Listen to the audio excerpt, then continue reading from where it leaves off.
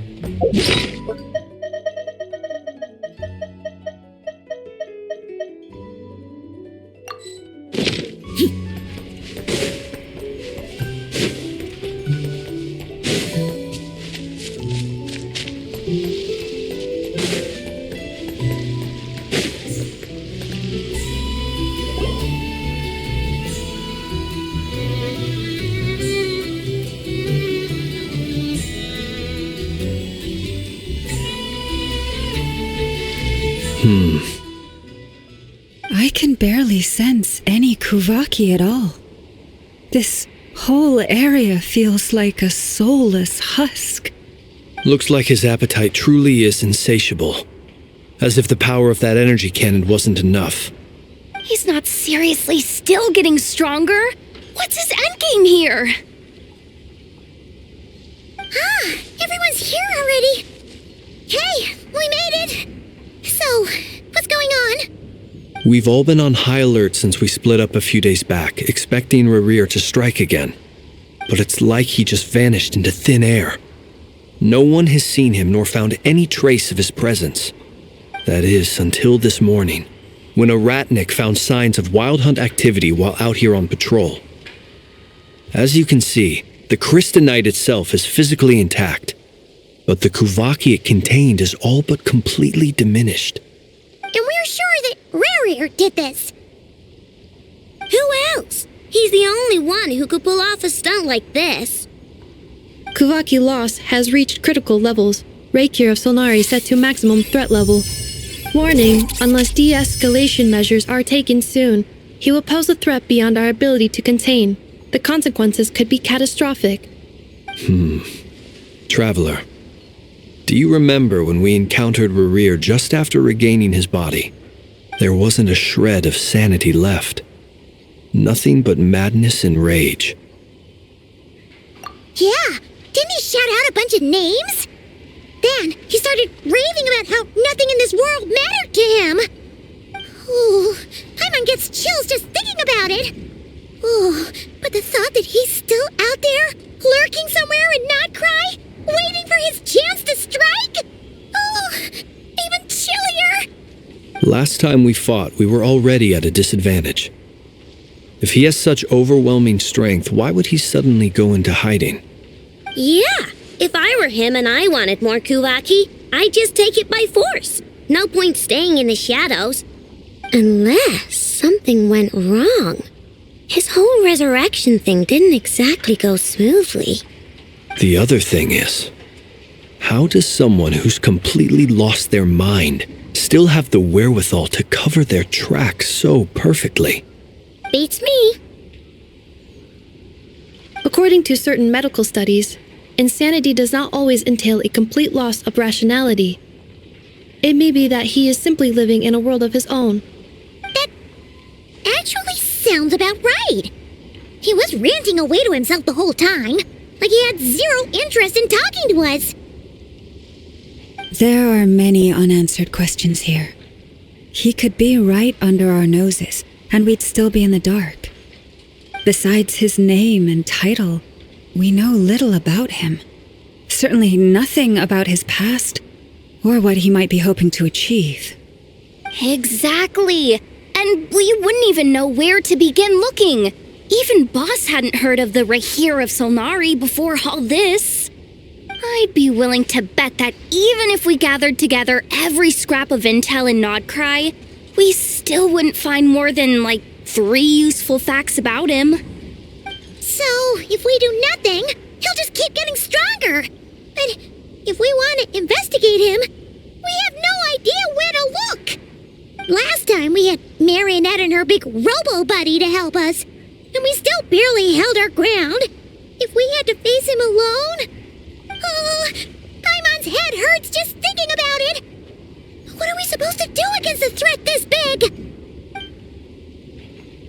Well, I do have a little hunch about his next move.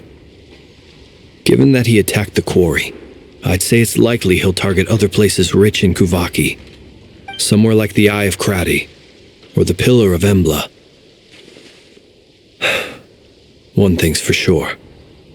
If we just sit back and let him keep absorbing Kuvaki, we really won't stand a chance against him. A perfectly reasonable hypothesis. However, it is worth noting that these two locations are quite far apart. To investigate them both, we'll need to split up. I agree, we should split up. Right now, Rarir's goal seems to be gathering Kuvaki, not fighting us directly. Once we're done, let's regroup on Hisi Island. Wait, why Hisi Island? If I recall correctly, your largest goddess statue was carved from Kuvaki-rich ore, was it not? That's right. Yes, it could well be a potential target of his. I should head back and start evacuating the pilgrims.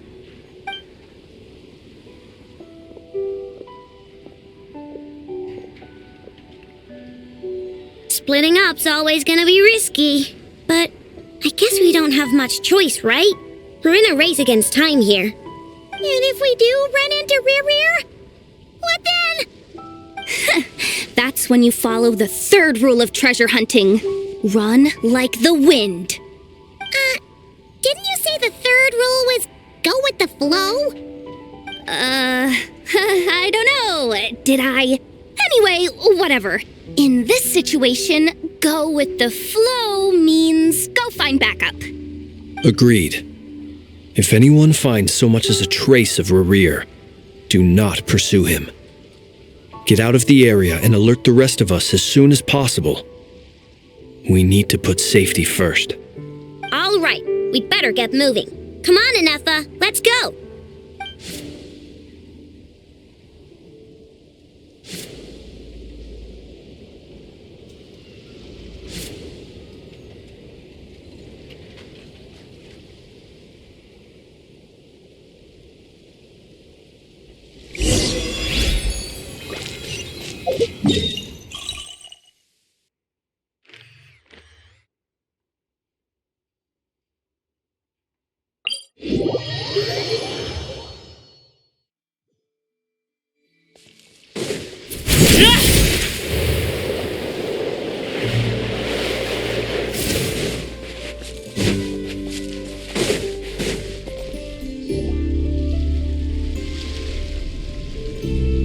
Any leads?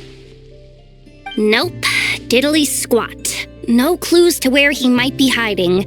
It's like he's a ghost. It feels like we're sitting on a powder keg that could go off at any second. Ugh, I hate this feeling. I'd rather face him head on than be left hanging like this. So, you guys didn't find anything either? Not loving the word either. How about you, Flint's? I questioned a few Ratniki and eventually narrowed my investigation down to one suspicious individual. But by the time I got to his place, he was already gone. Almost as if he knew someone was on to him. Either that or he's just extremely cautious and doesn't stay in one place for long. He's been biding his time for a while now. The question is, where or what is his next target? No idea. Since regaining his body, he seems to have lost all interest in the fragment in my possession. If he did still want it, He's had plenty of chances to take it. All we can do now is hope that Ino and Anefa turn up some leads. Darn it, Rerir. If you've got the guts, come face me one-on-one! Wait, he's actually here? I didn't mean it! I swear! No, it's coming from Silver Moon Hall. The Lady Kutar might be in danger. Let's get over there, quick!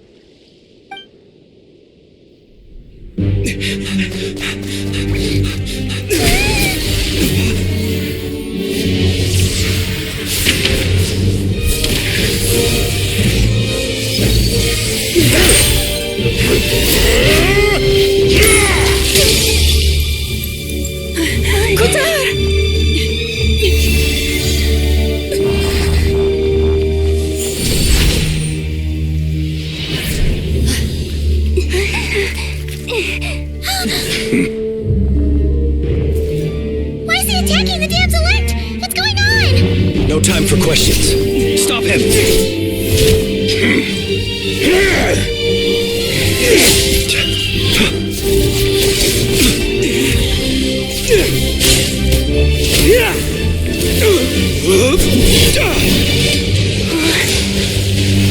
This is insane.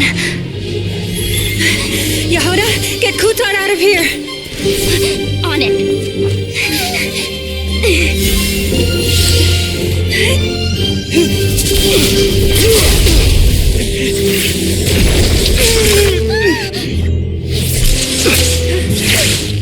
Look where your feeble light has gotten you. Now you shall plunge into darkness. Felindus, soon I will find a way. Watch out!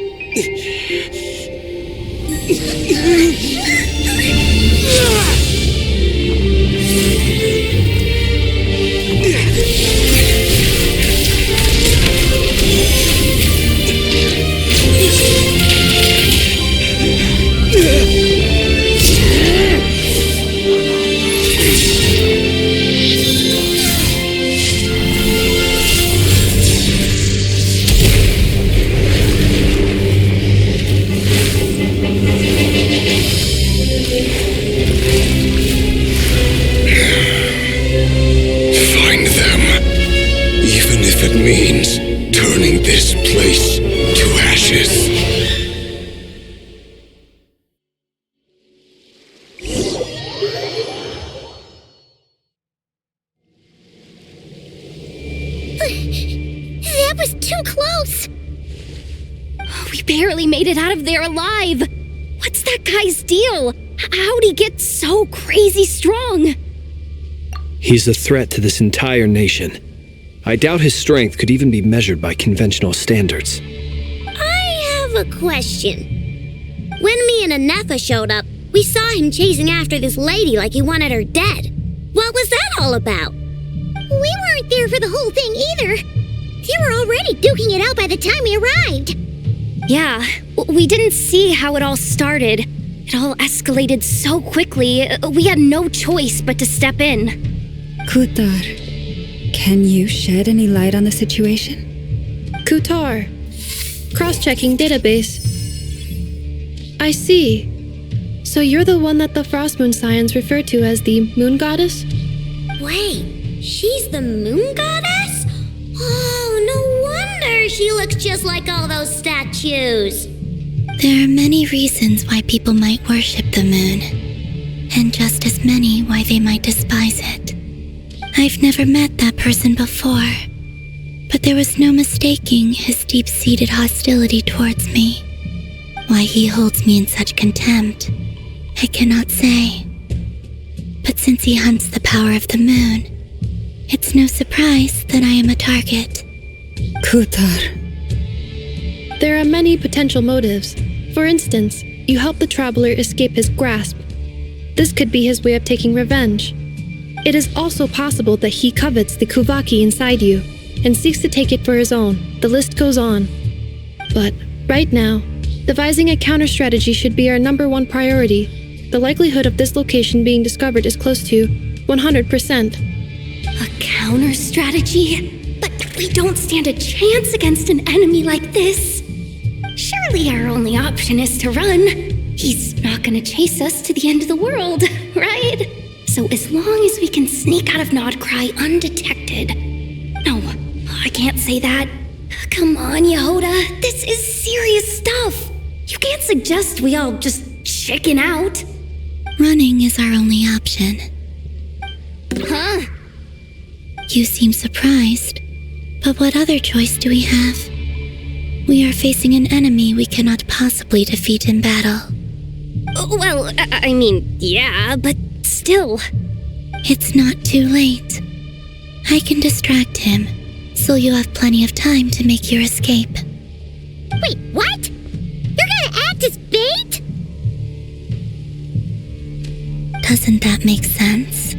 I'm the one he's after. There's no need for you to risk your necks on my behalf. A coyote doesn't stop for bypassers while it's howling at the moon.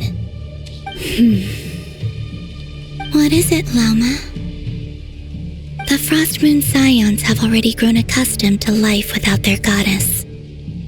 My presence here is no longer essential, and this is not my home, so you needn't ask me to stay. We can't just roll over and let him get away with this. That's not our style. Yeah, we can't just call it quits after everything we've been through together. Besides, she'd pretty much saved my life back there. If I just ditched her now, I'd never forgive myself. We can't overlook that you have saved our lives multiple times now. To talk of returning the favor would be a little crass for my liking. But suffice to say that we are friends, and friends look out for one another. Rira's true objective remains unclear. Even if we were to sacrifice Miss Kutar, there's no guarantee he would stop.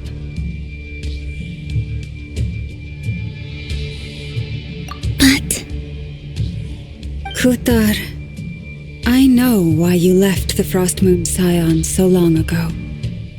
It was because people started treating prayer as a form of trade. They would make self-centered wishes, force you to accept meaningless offerings in return, and then expect you to perform miracles for them, as if that were their entitlement. If it were me, I might have walked away too. But I believe that time can change everything, and that sometimes it takes losing something precious to appreciate its true worth. After much reflection, I've realized that this was never about whether the Frost Moon Scions need you. Any relationship based on need is purely transactional. What I truly hope is that you'll choose to stay, not out of obligation, but as part of our family. You were born here, and now you've returned. Who knows? Perhaps it was the moonlight that guided you home. thank you, Lama. But my power is on the wane. I'm afraid I will be of little use to you now. Very well then. I'll do as you say. Both times you saved us, we were transported across great distances in an instant. Is that one of your powers as the moon goddess? It is, but I find it very draining. I barely managed to pull it off just now, and it will be some time before I'm strong enough to do so again. Rejected by the world, my power is dwindling. Like a lake cut off from its source, slowly shrinking away. Now, it has almost run dry. What do you mean, rejected by the world? The 3 moons belonged to the ancient bygone era in which they came into being. From the moment I was born, the world itself has been steadily sapping away at my strength. The 3 moons are not one and the same. As the goddess of the frost moon, I cannot wield the powers of the other 2. Yet moonlight has a way of blending together. Each can reflect the other's glow. So when our fingers touched, I was able to restore my strength by drawing Kuvaki from the eternal moon's marrow. But this method of recovery is painfully slow. If only we could find the... It's the Wild Hunt! Even faster than we expected. We'll have to finish this conversation later. See how those Wild Hunt creatures are running away from us. They're likely just a scouting party, which means Rerir won't be far behind. Then what are we waiting for? Let's get the heck out of here!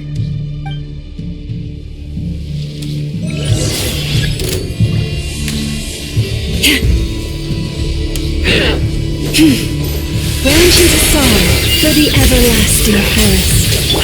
Lash attack! Prepare. It just keeps coming! This is driving me nuts! Rerir's closing in on us. We need to pick up the pace. There's too many of them! And this time, we can't fall back on Guitar's house to escape! This goes on much longer.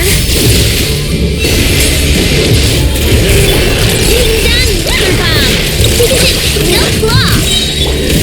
Beer sequence initiated. Annihilation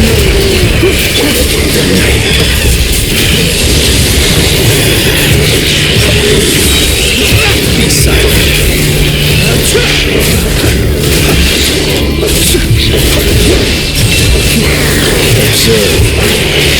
Ultimatum protocol. Come on there! Look, the rainbow! Sleep beckons. For the everlasting forest. Branches a song. Annihilation mode. Ding dong water bomb! Close your eyes. Feel the dark. Watch you wear the creatures of the night.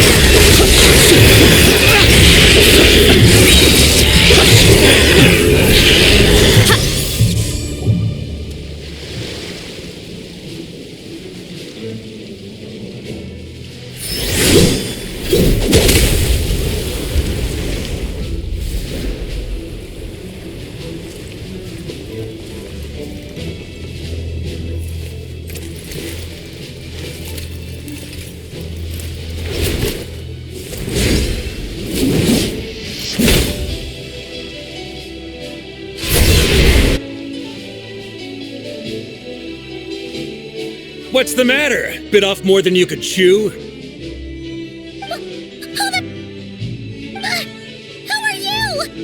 Uncle Varka! You're back from Amsvartnir? Whoa! You're Varka?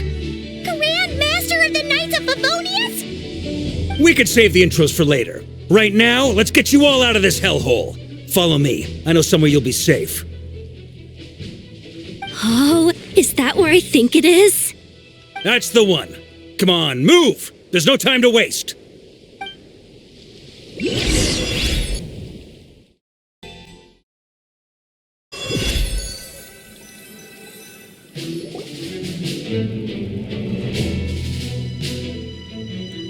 Wow! Where are we? This is so well hidden. Well, that goes without saying. This is the Knights of Favonius' meeting place in Nodcry, and a contact hub for the Northern Intelligence Network. AKA, the black market of intel. No matter what faction you're with, it's the place to buy and sell information. Their headquarters are in Nodcry, but they've got contacts in every nation. As an expeditionary force on foreign soil, working with them has offered us the most effective way of getting our hands on reliable local intel. This is where we meet. So naturally, it's secure. Anyway, where were we? Folks from Nodcry should be pretty familiar with me by now, but I believe this is the first time we've met. Allow me to introduce myself. I am Varka, Knight of Boreas, and Grand Master of the Knights of Favonius. We've heard all about you. This meeting's been a long time coming. You look way younger than Paimon expected, but you definitely have that Grand Master vibe.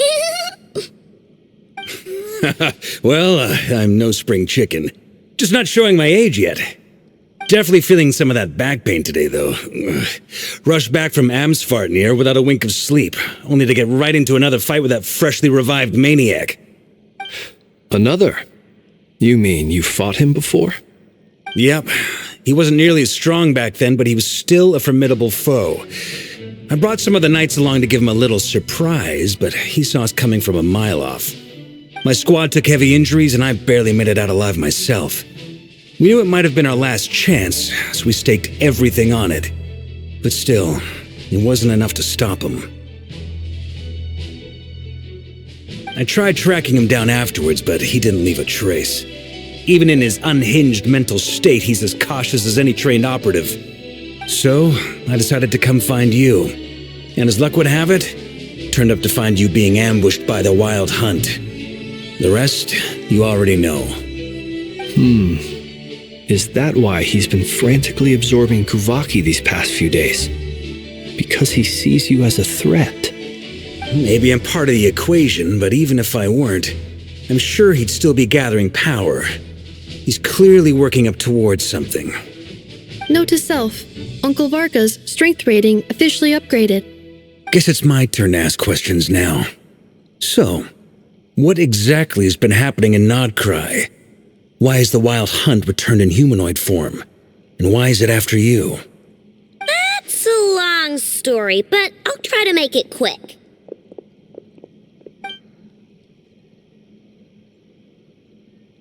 Wow, I had no idea so much had happened. Sounds like you guys have really been through it. So, the Kutar is actually a Fatui Harbinger, and all this Wild Hunt activity in Nodcry is the work of the Raker of Solnari, one of the 5 sinners. That's a lot to take in. Need some time to wrap my head around it all. I'm truly sorry, Mr. Varka. You stood with us against the Wild Hunt and did everything you could to stop it from escalating into a full-blown catastrophe. And then, the one time you're away, it all comes to a head and all your hard work gets undone. You've got nothing to apologize for, Miss Moonchanter. You can plan 100 steps ahead and still slip up. That's just life. No one knows what tomorrow holds. You can't predict which way the wind will blow next. And, to be perfectly honest, I can't say I'm surprised. For all the times we've defeated the Wild Hunt in the past, we've never been able to completely wipe it out. Turns out, we were just delaying the inevitable. But now that a new variable has come into play, fate may well take a different course. A new variable? You mean us? Who else? And in a strange way, I think his resurgence might not be an entirely bad thing. The Wild Hunt is like an unrelenting force of nature, but Rerir is an individual with an agenda. He's gotta have a weak spot somewhere. That said, while I was explaining everything just now, some of the points that Mr. Flint's added caught my attention. You mean about our mystery ally? That's right. From what you've said, not only did they lead you straight to some key files, they also shielded Hisi Island from a lethal Kuvaki blast. I don't know who or what could pull something like that off. Heck, even Miss Columbina doesn't have a clue. I hadn't heard the story about those files. Would you mind repeating their titles for me? Wild Hunt Phenomena Log, a Nodcryan Ratnik's Field Journal, and Kuvaki Survey Log. Oh. No, still doesn't ring a bell. Another dead end. Guess all we can do now is hope that our mystery ally keeps showing up when we most need them. Still, it's safest to assume they won't be intervening again. From here on out, we'll have to resolve this crisis by ourselves. Your intel also explains something else I've been wondering about. The reason I led my team to Amsfarnir was because we'd had reports about a possible source of the wild hunt showing up there. But once we looked into it, it turned out to be a red herring. I don't know who was behind it, but clearly it served its purpose. I doubt it's by chance that he happened to make his comeback while my attention was diverted. And from everything you told me, it sounds like his scheming began well before his return. So maybe luring me away was all a part of his plan. But is it even possible that he orchestrated all of this by himself? The Moon Maiden and the Raker of Solnari, Nodcry of all places. The way everything is unfolding, it can't be a coincidence. So, what do we do now? Got any ideas? Right now, we've got at least 3 things to consider. Let's go through them one by one.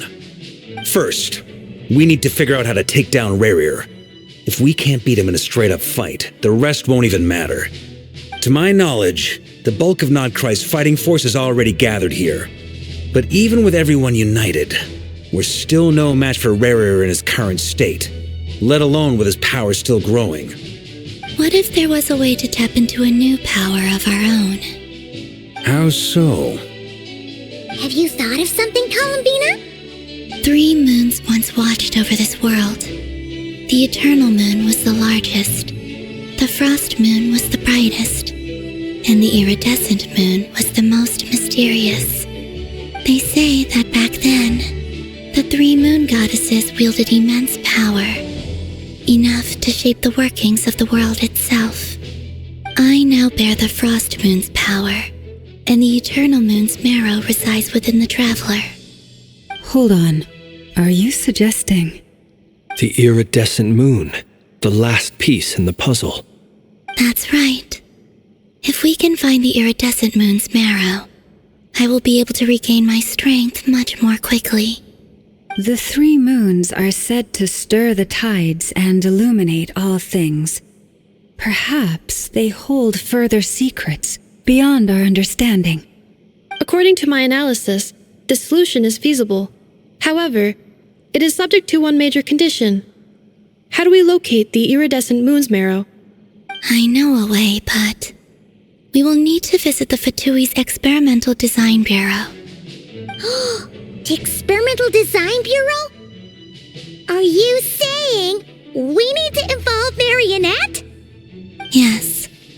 I must speak with Sandrone. It's a long way from here to the Experimental Design Bureau. There's a high chance you'll be spotted. You shouldn't go alone.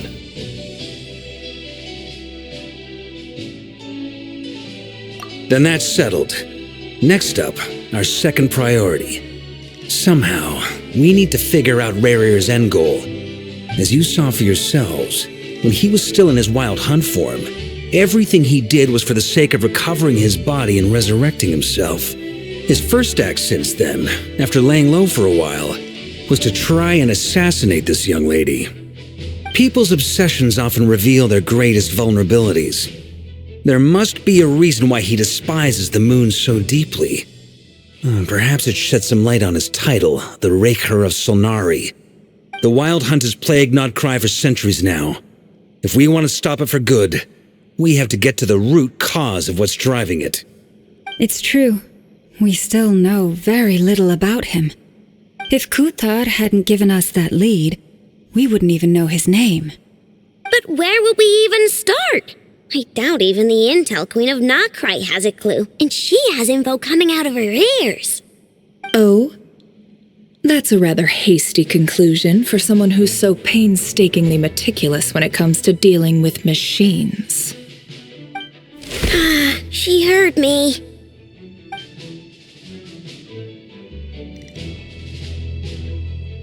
Boss! What are you doing here? I'm now asking myself the same question. I received a letter from a humble knight of Favonius, requesting a meeting to discuss a major business deal. But it looks like this humble knight had something else in mind. Details. Miss Sneffer, the important thing is that you've arrived at the perfect time. Since his failed ambush, I've been racking my brains trying to come up with a plan to fight Rerir. Given the severity of the situation, I think it's fair to say that our only chance lies in uniting as one. And I'm talking all the factions in Nodcry. We can't do this without the Curatorium, but I knew it'd be a tough job to win you over. So, I took the liberty of reaching out for a little chat. Wait a sec. How did you even hear about this place, Nefer? Didn't you say this is meant to be the Knights of Favonius' meeting spot? And a contact hub for the Northern Intelligence Network? And isn't it supposed to be super hidden? You really think he could have gotten settled in Nodcry without my help? Besides, I'm the one running this gig. Of course I know where the meeting place is. Allow me to introduce the current head of the Northern Intelligence Network. If it's intel you're after, she's your woman. Pretty much seen and heard it all. Please spare me the flattery. Let's cut to the chase. Seems like you've run into some trouble, huh?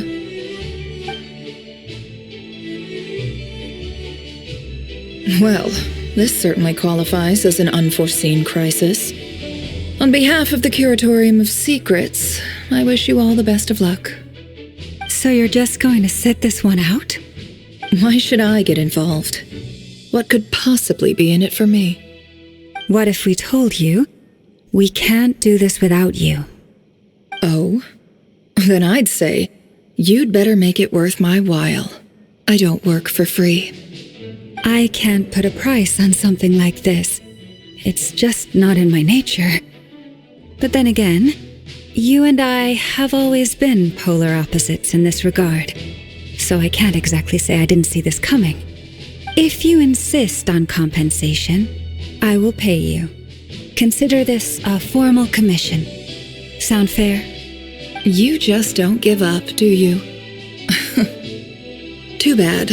I know you well enough to know you can't afford my prices. The riskier the job, the more it'll cost. And a Moonchanter's stipend isn't exactly generous. Unless you're planning to start passing the donation box around among the faithful.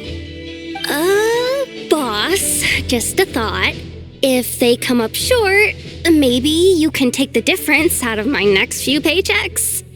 Things got really dangerous during the fight with Rerir. If this girl hadn't saved me, I'd be ley line fodder by now. I'd be gone for good, boss.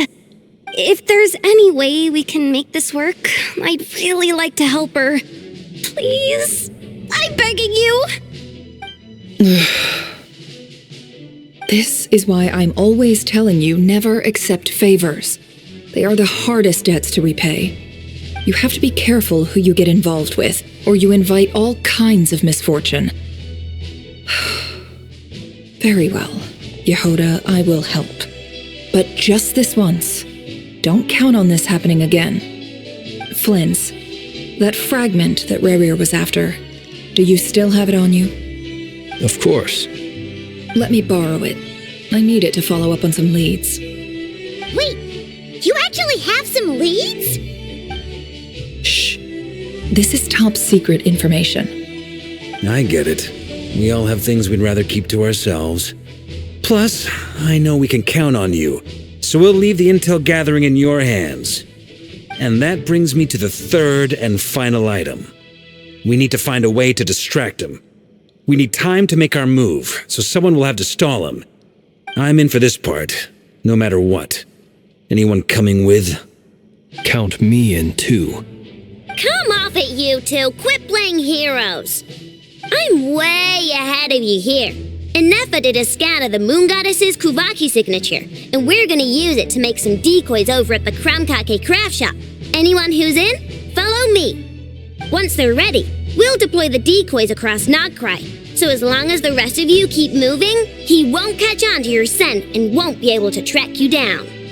I like it. Genius idea. No biggie. All right then, we'll split into 3 teams. Once your team has finished their mission, return here and wait for the others. Dismissed!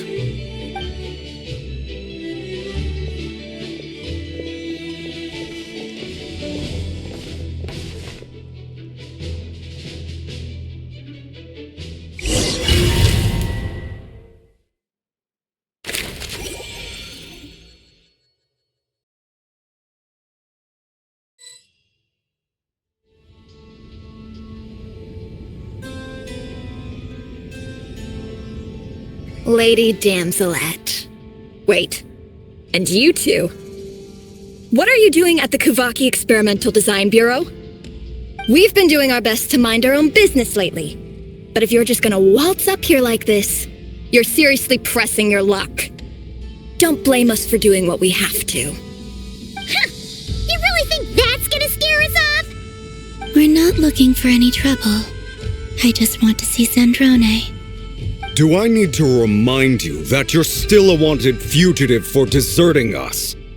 Out of consideration for our former ties and the crisis we're all up against, we'll let you leave in one piece. But don't even think about trying to get inside. Let them in. But... Are you going to make me repeat that? No, my lady. Zandrone seems to be in a good mood. Must be maintenance day.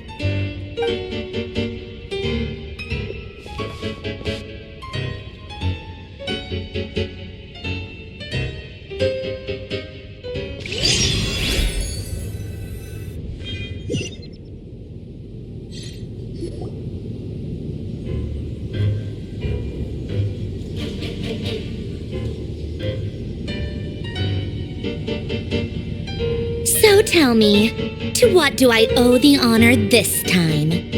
Actually, before you answer that, just so we're clear, we're not colleagues anymore, Columbina. I don't owe you anything. I promise it's nothing big. It seems like you've gotten the wrong idea here. The only reason I let you in was because I was bored.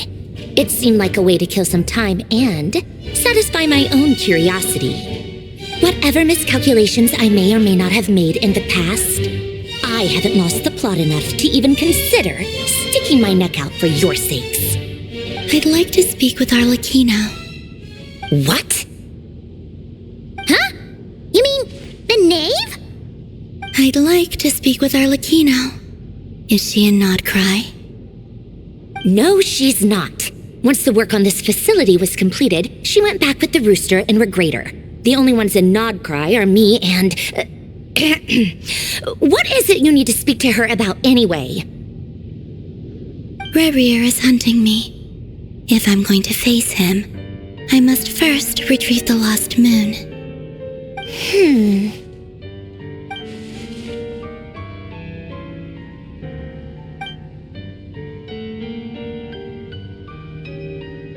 Is that a no, then? As if I need reminding. I was this close to settling things with him before someone decided to whisk me away to their weird little garden. Have you held any tea parties lately? Tea parties? Yeah, obviously. You don't seriously think we'd pack it all in just because you aren't here. If anything, they've been more eventful than ever. Just me, Arlecchino, and a bunch of insolent, insensitive guests who won't stop asking where you've gone. Oh, they've been a real joy. I bet you served them the worst tea you have. Just like you used to do to me when I upset you. Who cares about how good the tea is when there's no one around to drink it? I keep losing people.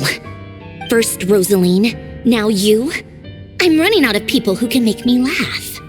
Honestly, what could be more ridiculous than the multi-centenarian goddess, who's only ever had the plain herbal tea she received as offerings? You'd always brew a different type of tea for me each time. Was it really just to see how I'd react?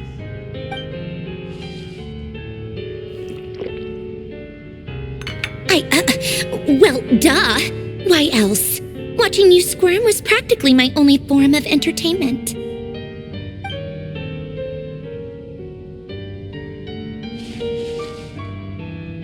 Oh, yeah. And Capitano sometimes used to bring Tartaglia around, too. But I guess we won't be seeing him again.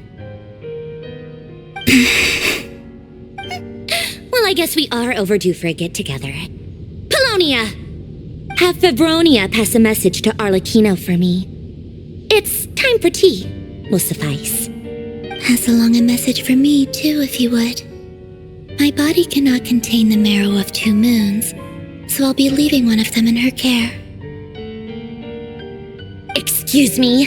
Who said you were on the guest list? If my tea meant that much to you, maybe quitting the Fatui wasn't your brightest move. Back when you were under the Tsaritsa's protection, no one would have dared come at you so openly. But that protection didn't come for free. In fact, I paid dearly for it. At the end of the day, it was just another transaction. I just got tired, that's all. I never wanted any part in their grand ambitions, and I've had enough of being treated like a bottomless supply of power.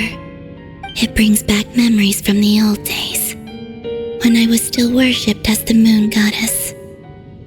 Centuries on, it may be a different group of people, but I see the same greed in their eyes. I figured you'd leave eventually. You didn't have as much of a reason to stay as I do. The Tsaritsa gave you shelter and protection, but that was it. Nothing more, nothing less. Meanwhile, the Fatui demanded everything from you in return, until it was more than you could bear. I get why you left. And frankly, I have no interest in dragging you back just because the higher-ups told me to. But if you keep hanging around with this riffraff, the next time we cross paths, we might be enemies for real.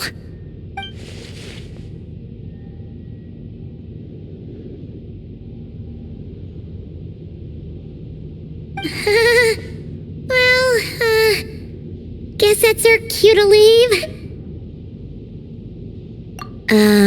That might be your plan, but it sounds like someone else wants you to stay a little longer. Huh? What do you mean? Listen.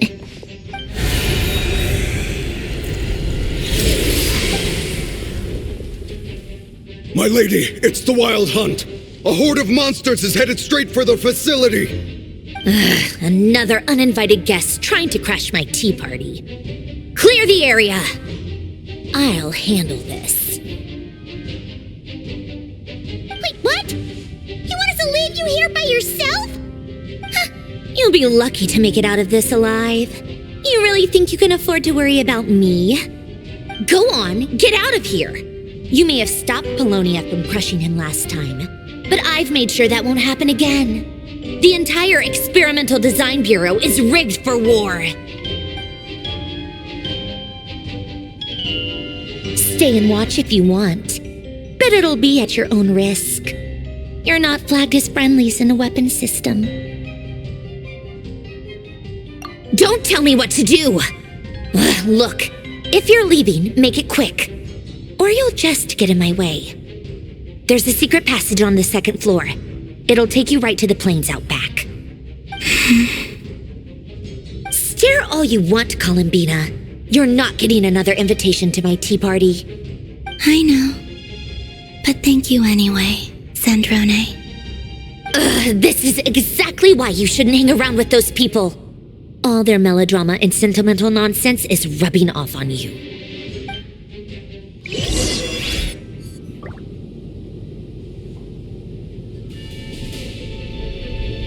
Come on then, Mr. Ray here. Let's pick up where we left off. It's your Wild Hunt monstrosities versus my beautiful creations. Let's see who comes out on top.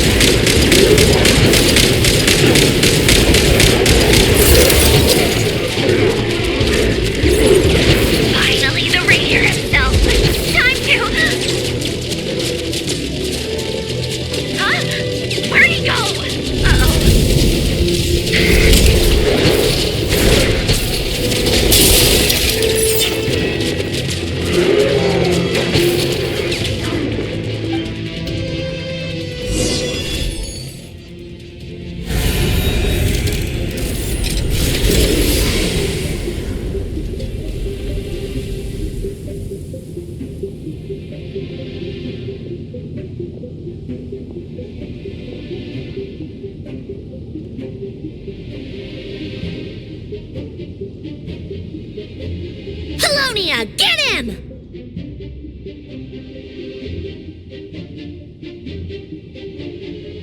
I've upgraded Belonia again since our last encounter, and uploaded every last scrap of your data. So let's finish this, once and for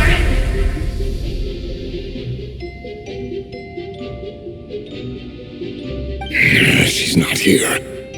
Where did she go? Hey, over here, you big... Cursed moon. Go. Keep searching. She cannot have gotten far.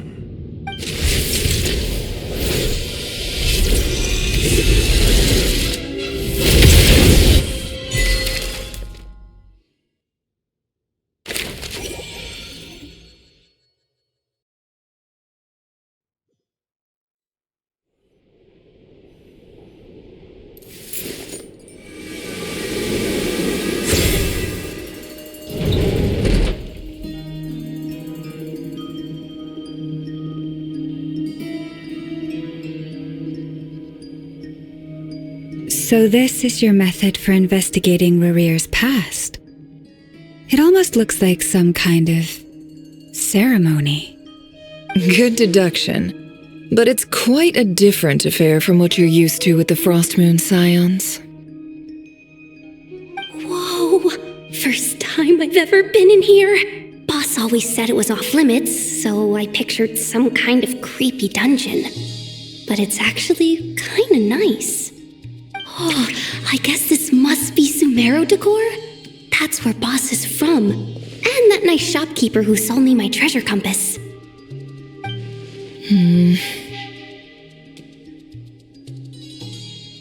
I'm not sure exactly what you've got planned, but it looks like you're all set. When do we begin? Whenever we wish. But for some reason, I've got a feeling this isn't going to end well. I've never faced Rarir myself, but from what you've told me, his power is beyond anything I could imagine. I, on the other hand, am just an ordinary businesswoman. Our paths should never have crossed, yet here I am, forced to make an enemy of him. If you ask me, you're about as far from ordinary as it gets. So what are you saying? You're getting cold feet? Once I take a job, there's no backing out. Still, I have to ask myself if the power I'm relying on will even work on an opponent of this caliber. And also how to make sure I come out of this alive if things spiral out of control. Death is the one thing we can take for granted. It is the great equalizer, however fortunate or unfortunate we may otherwise be.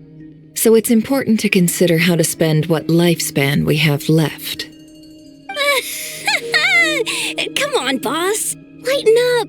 Quit talking about death. It's bad luck. For once, I agree with you. When you're up against a foe like Rarir, there's no such thing as being too prepared. Is there anything I can do to help? That won't be necessary. I've already made up my mind. Time to cash in a precious favor I've been saving for a rainy day. Yehoda, I need you to find someone for me. The sooner the better. Find who? That shady merchant who sold you an overpriced treasure compass the other day. Come on, boss. You're pulling my leg again. In what way is she shady? She showed up when I was completely lost and sold me a neat little gadget that was exactly what I needed. Trust me, she's a good person. Anyway, I know who you're talking about. Don't go anywhere. I'll be right back.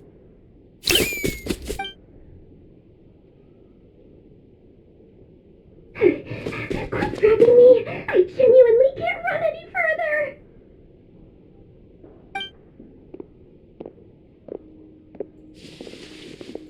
Hey, aren't you?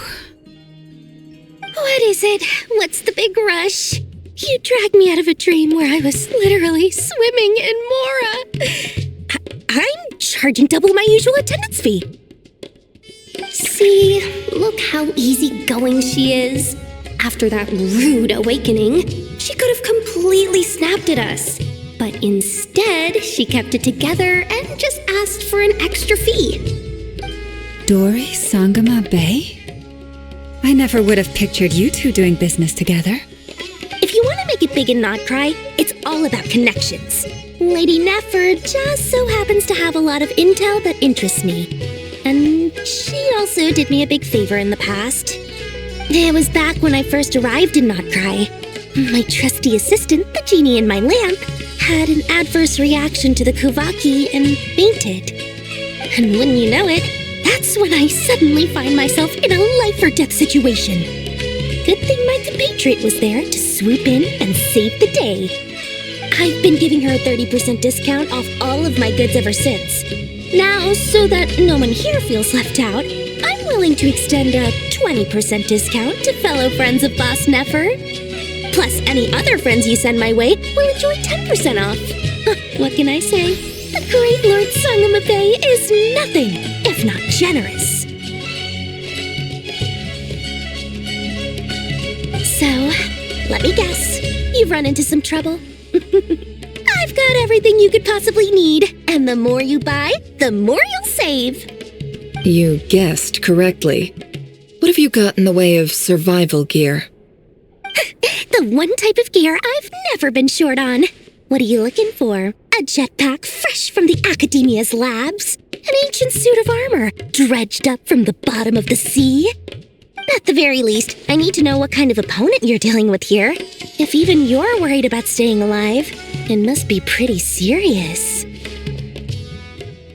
What if I told you it's someone with the power to bring a nation to its knees? Is that so? Then we really are talking top-shelf treasures. I don't have anything like that in stock right now. I'll have to ask my supplier. Your supplier? A powerful woman, make no mistake. I can't reveal her identity, but luckily for you, I hear she's planning to visit Not Cry in the near future. If you're willing to wait, I can ask her when she's here. Can't say exactly how long that'll be, though. Then, let me put it another way. What would you do if you encountered an enemy like that? Roll over and serve yourself up on a silver platter? Of course not. I have a handy little trinket from one of my generous suppliers, which... Hold on. What exactly are you getting at? No. This is for my personal use only. Let's just say I'm borrowing it, all right? Just for insurance purposes. You'll get it back later. Favors are the worst kind of debt to owe, and now you've got a chance to repay one.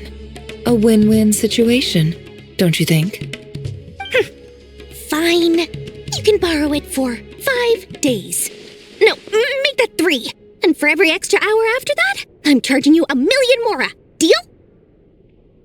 Deal.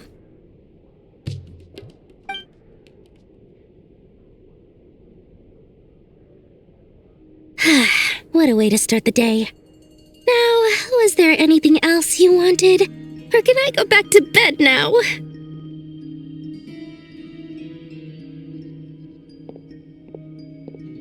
That will be all. Take care now. Don't trip up on your way back, friend. See you later! You're my favorite shopkeeper.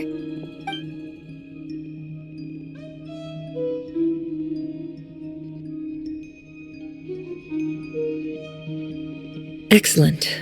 Everything is well and truly ready. The ceremony can now begin. After initiating the ceremony, your minds will follow me wherever I go. You will see many strange things in your mind's eye. So remember, don't be frightened, and don't make a sound.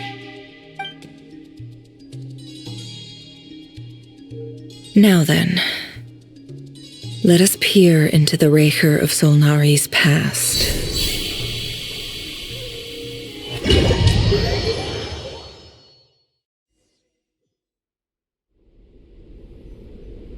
I made it. I don't recognize this style of architecture. Must be Conrian. Simple furnishings, table and chairs. It's a more ordinary house than I might have expected. Looks like the fearsome Raker of Zulnari came from surprisingly humble beginnings. Unless this passed for luxury in Conria. Unlikely. It was said to be a very prosperous nation in its heyday. Anyway, I'll keep exploring.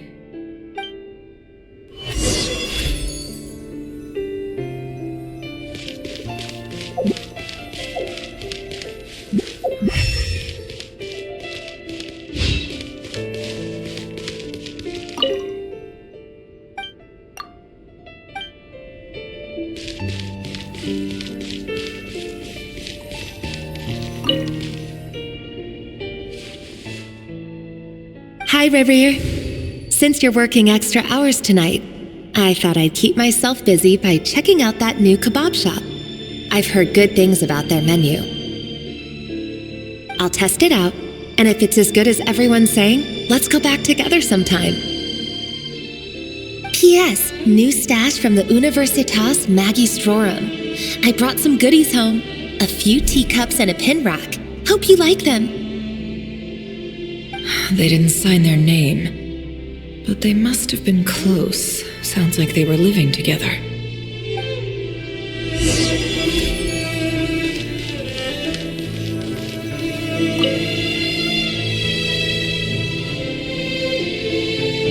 I went over to Joseph's for drinks today.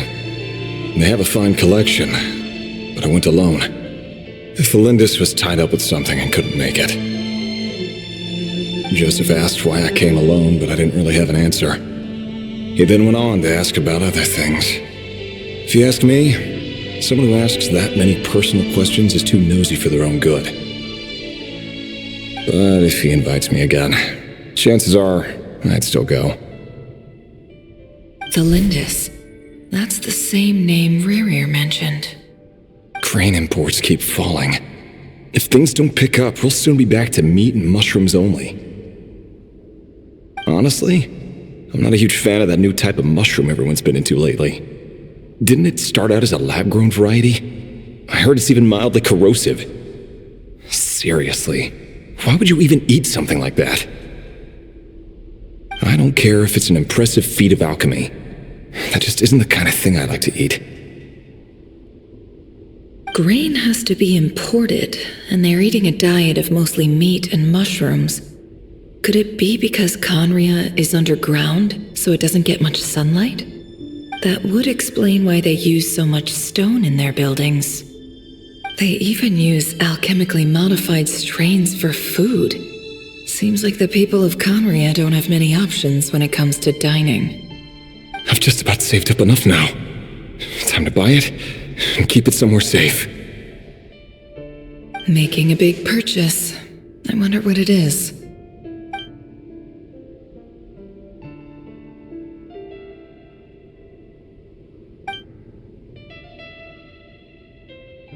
He really is a professional. No wonder he's so good at covering his tracks. Despite what he's become, it seems like he's retained certain habits, at least in this regard.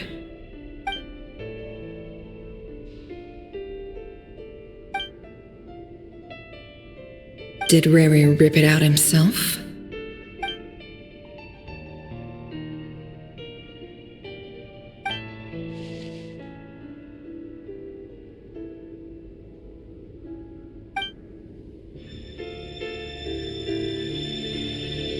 Before I met you, I was convinced that my heart was nothing more than a stagnant pool. The burial place of a fallen moon. A withered, windless grove where the waters rested forever unrippled. It was you who helped me see that my heart hadn't entirely withered away. That it could still beat to the rhythm of love. This is just trivial sentimentality from the looks of it. Why would he go to the trouble of hiding that? The burial place of a fallen moon.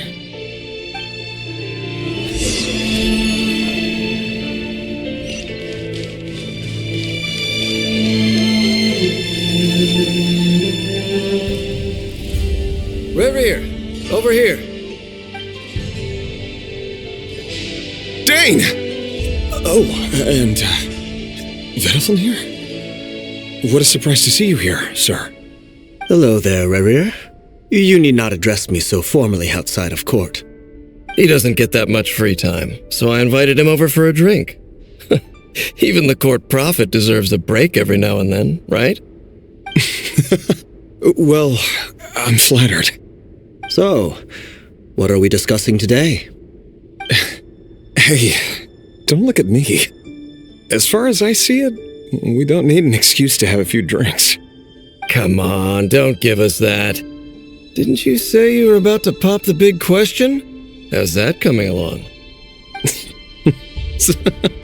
Who'd have thought the great Twilight Sword was an even greater gossip? I just didn't expect you to be the first one to settle down and get married, that's all. Yeah. If you told me that a few years ago, I wouldn't have believed you either. So, are you planning to come clean about your job then? I'm guessing you still haven't told her. Sure, I'll have to tell her at some point. But I'll need to pick the right time and place. To be honest, I have no idea how she'll take it. Come on, stop being such a pessimist. For all you know, she could be thrilled. I bet she'll be much more impressed by your actual job than the one she thinks you're doing now. A member of the King's Guard. Quite the cover story. Does the king himself even know? Of course he does. Anyway, enough about me. How have you been? Me? Same old, nothing much to... Huh? What's up, Ved? It's nothing. Vedifilnir, Dainslift's elder brother. Renowned throughout the court of Conria as the Visionary, and said to possess a wisdom far beyond the reach of any ordinary man. And yet, despite the gulf between us, he seems to have something to say about me. Does he even know me? Does he see me as a friend of his brother, or just another of the Vinster King's blades? Why did he react so strongly? Was it really to do with what we were talking about? Brown, curly hair and brooding blue eyes. So this is what Rerir looked like back in the day. Perfectly normal. No different from anyone else. As frightening as this monster is in the present, there's something even more unsettling about seeing the human he used to be.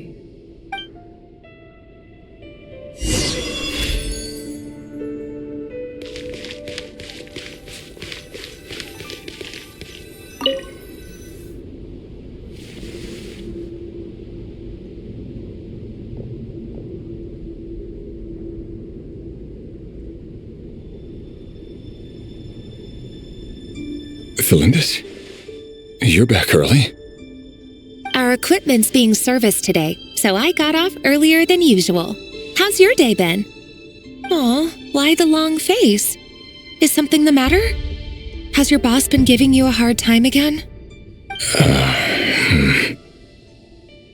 Went for a drink with Dane and the others after work. Isn't that a good thing?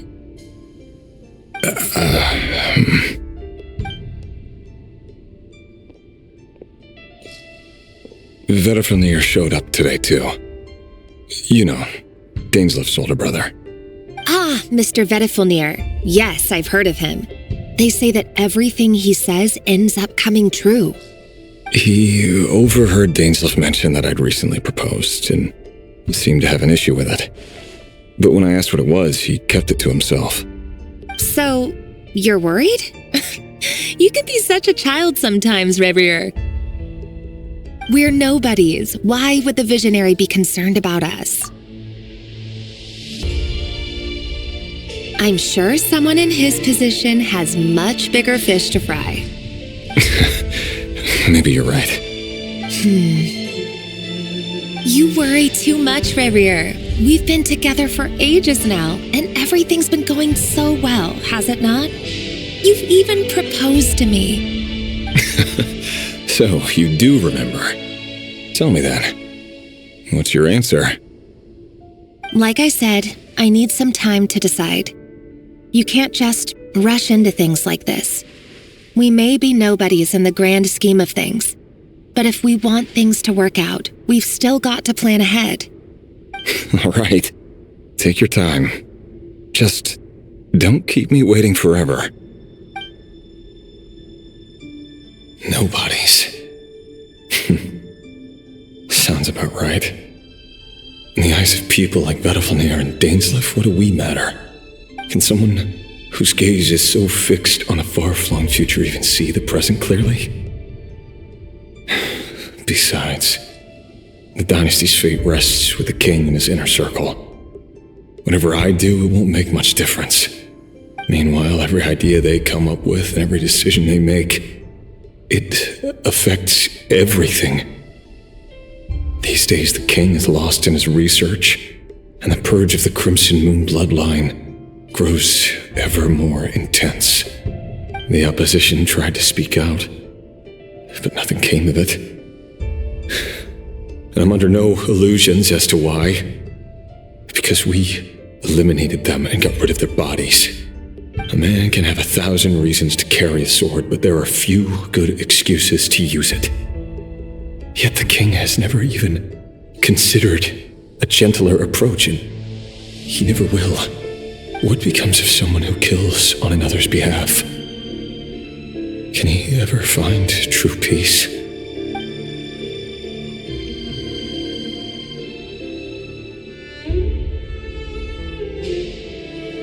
Thelindis,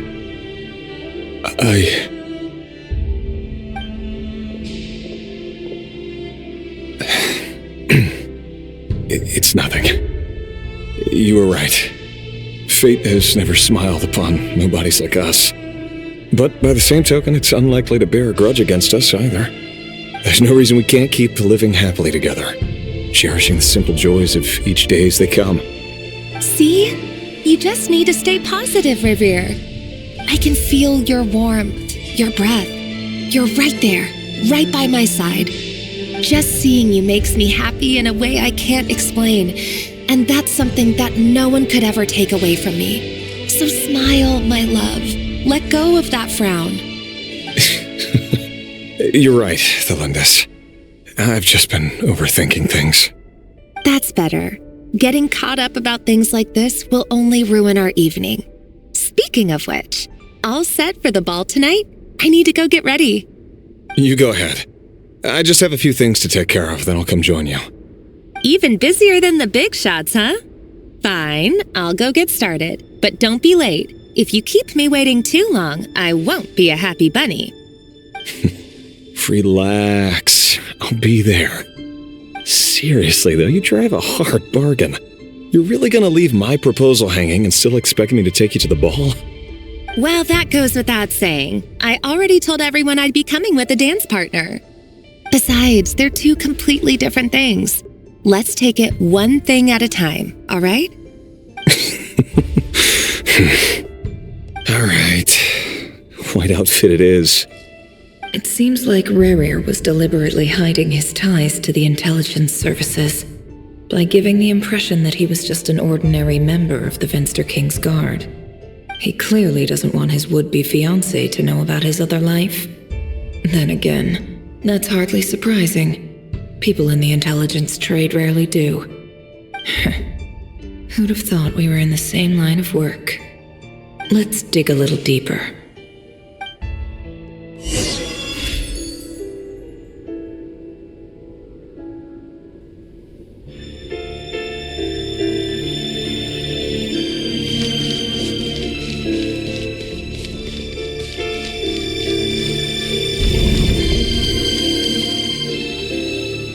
Our last operation was a resounding success, and all thanks to you, Rehir of Solnari. In total, we apprehended 32 dregs of the Crimson Moon, and 67 accomplices. After all these years since the dynasty's fall, so many of them still linger on. Indeed, it cannot be denied. Yet it was destiny that the Crimson Moon should be overcome by the eclipse, and that His Majesty, the all-seeing Venster King, now guides our nation on the path to prosperity. Conria has no further need for a dead moon. But alas, there will always be those who refuse to see the truth, choosing instead to romanticize the past. That's not entirely true. Much about the Crimson Moon era was worthy of remembrance, and that's exactly why they keep trying to see it restored. Many of its secrets remain unsolved to this day. As it happens, that's precisely the field of study my partner is devoted to. You still haven't told her what you really do for a living. Where would I even start? How do you tell someone that you're one of the king's hand-picked executioners? That your hands are steeped in blood? You didn't choose this life, any more than I did. Orphans like us don't get a say. But I'll sure as heck be the one to pay for it. Speaking of which, we need to be more rigorous in the way we identify direct descendants of the Crimson Moon. Someone, it seems, has strong opinions about my future plans. Most likely my marriage in particular. I have a feeling that we may soon become targets of the Crimson Moon's retribution. Your concerns are not unfounded. They've taken out many of our colleagues these past few years, and for that very reason. These are no helpless lambs we're leading to the slaughter. They're wolves in sheep's clothing. Take care, Rey Hero of Solnari. I look forward to toasting you at your wedding. Thanks, Thorkel. You look after yourself, too.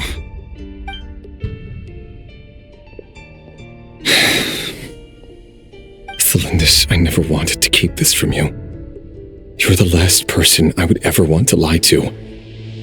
But that's exactly why I can't tell you everything. There are things you shouldn't know. Things you cannot know. The moonlit dynasties are a thing of the past. Yet even now, with the sun shining high in the sky, there are those who would call forth a dead moon's ghost. Could that be why Vedalfnir held back? Or was it because of some court secret he's not at liberty to share? I have to get a clear answer from him.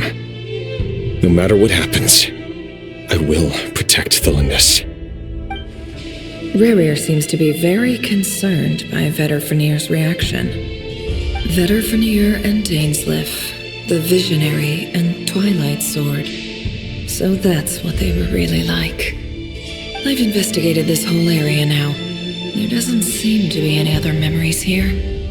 Should I try somewhere else? Wait a second. What's this black smoke?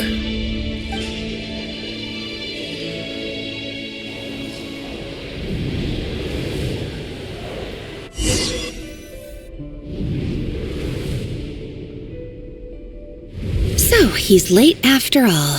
Just you wait, Rerir. You're in for it. Big time. Are you waiting for someone, ma'am? Could I tempt you into buying some flowers? Oh, sure. Pick me out a pretty bunch if you would. Thank you. But I'm afraid none of them are as pretty as you. For someone so young, you sure have a way with words, don't you? I'm only telling the truth. Look me in the eyes. You'll see I'm not lying. May we have a word in private? Who are you? And what do you want? It doesn't matter who I am. Too many of our kind have fallen lately, so I decided to take the risk of reaching out. Not long ago, the Rey here of Solnari led an assault on one of our strongholds. We suffered many casualties, and many who came to our aid lost their lives as well. Sorry, I don't know why you're telling me this, and I don't want to get involved. Wait, hear me out. This time we finally got a clear look at his face and learned his true identity. His name is Rerir, and he claims to be one of the king's guards. What did you say? A cruel irony, isn't it? The man you're set to marry leads a double life as a brutal executioner. But surely you must have caught a whiff of the blood on his hands. Why are you telling me all of this now? Simple. It's because... How strange. Rerir was nowhere to be seen in that memory. It clearly belonged to Thelindis. Rerir couldn't possibly know what happened if he wasn't even there. Why would her memories appear in his fragment? The ceremony won't last much longer. I think it's time to call it a day.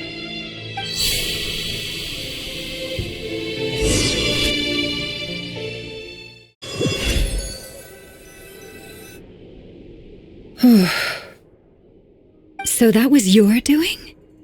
Did you just pull us inside Rurir's fragment to spy directly on his memories?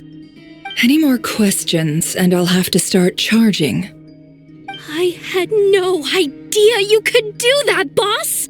Seriously, that was amazing! We're not worthy. We're not worthy! I gotta admit, though, I'm itching to see what happens next. Feels like we barely scratched the surface. I'm just as curious as you are, but the ceremony only allows for limited time inside. That's all we can see for now. Luckily, we managed to learn quite a lot. So far, so good. I just hope the others are doing okay too. Especially the group with the Traveler. Their mission is a risky one. Let's hope it's all going smoothly. If you're worried about them, go see how they're doing. If I know boss, she's gonna need some time to write up all the details and make sure it's all coherent. I'll stay behind to lend a hand, but feel free to head back and meet up with the others.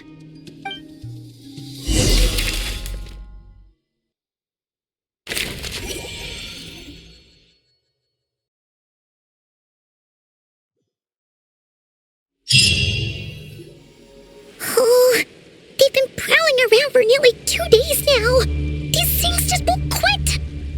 Oh, they might not have seen us yet, but with them constantly sweeping the area, our way out is completely blocked. Oh, that's never gonna work. One little slip up and it's game over. If they spot us, they'll run straight back to Rerir. And once he knows we're here, it won't be long before he's breathing down our necks again. Oh, guess you're right.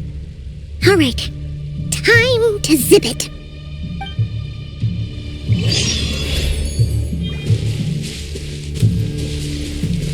Quick, hide! We almost got spotted!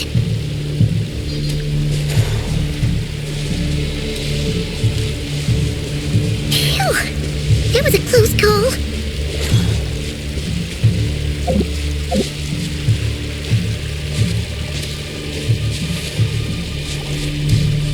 Watch out! He's coming this way!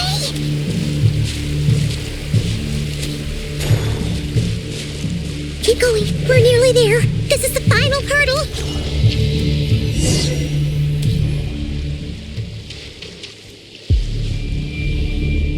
Oh, there's no end to these things!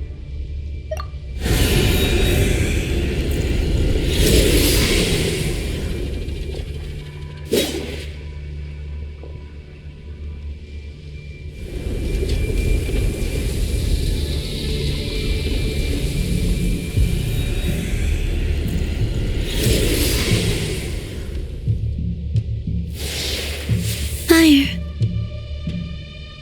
Fire? Wait, what's that smell? Oh no! There's a fire!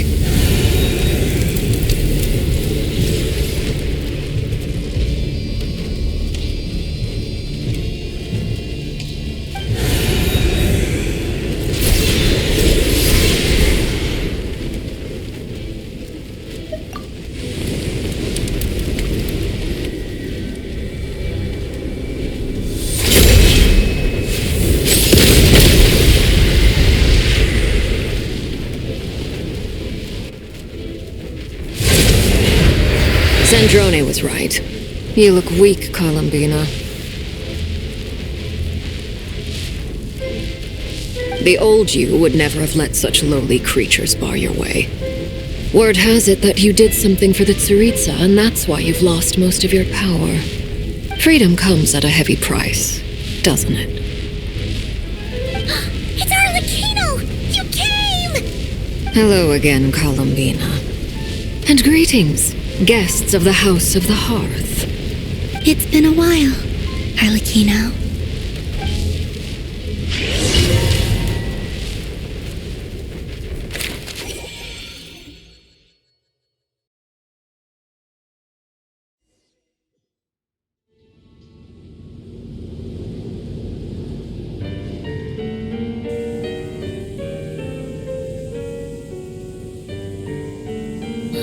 stupid right here of stupid Solnari. Ugh, whatever. I've got all the data I need. Next time we meet, you're finished.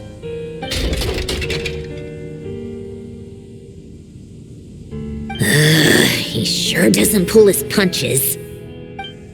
Excuse me, do you need a hand? You can do me a favor by staying out of my way. Can't you see I'm busy? Wait a minute.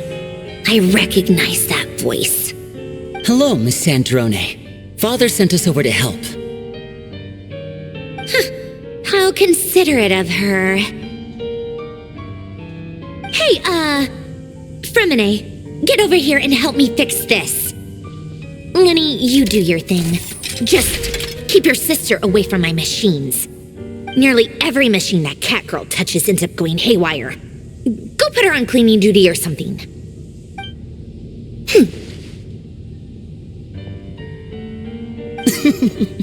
Then let's start downstairs. Fremine, we'll leave this place to you.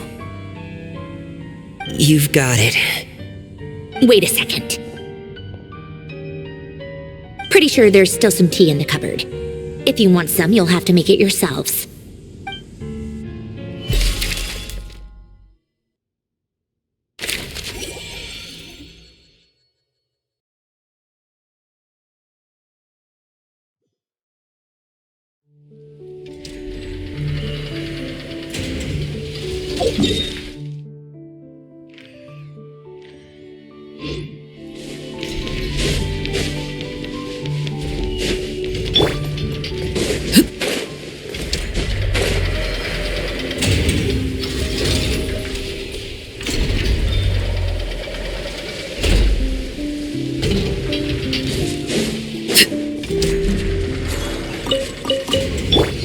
Emerge.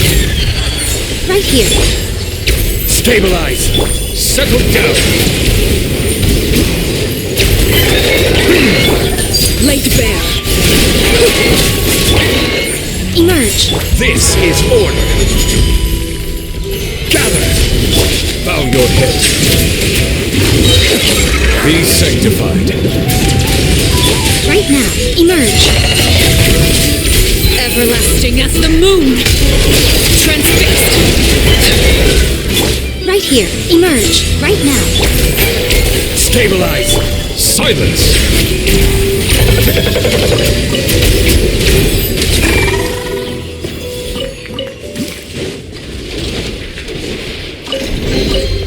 Abandoned property belongs to whoever finds it first. So, it's legally yours now.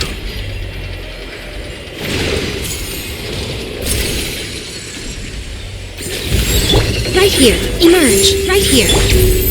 Solidify! Settle down! A sight to behold. Right now. Emerge. Right here.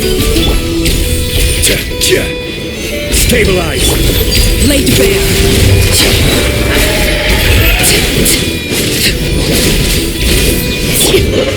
Right now. Emerge. Bow your head. Let the mighty be humbled.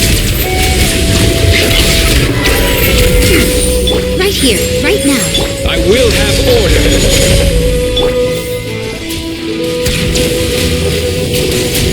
Silence!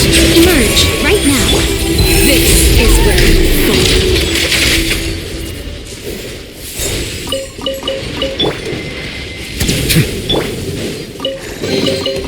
One man's stone is another man's gem.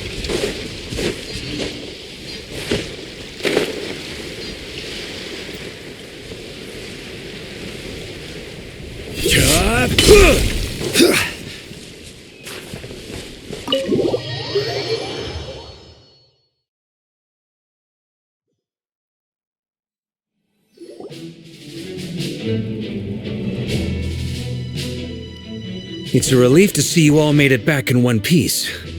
Huh? Feels like there's quite a few people missing. Where's Flint's and the others? And what about Nefer? I returned ahead of them. Flint is helping Aino and Anefa to set up the decoys and buy us some time. As for Miss Nefer... Boss is still wrapping things up on her end. She sent us back to fill you all in on the top secret intel we've been gathering. I see. Then let's get right into it. But first, who do we have here? You brought someone else in to help? Greetings. I was invited here to help as a longtime Tea Party companion of Columbina's. You may call me Arlecchino. Surely it can't be. Those eyes. Oh, where have I seen them before? Wait, of course. In those memories we just saw. The only Arlecchino I know is the fourth of the Fatui Harbingers. So either you share a pretty uncommon name, or you're more than just a Tea Party buddy. You are well informed, Grandmaster.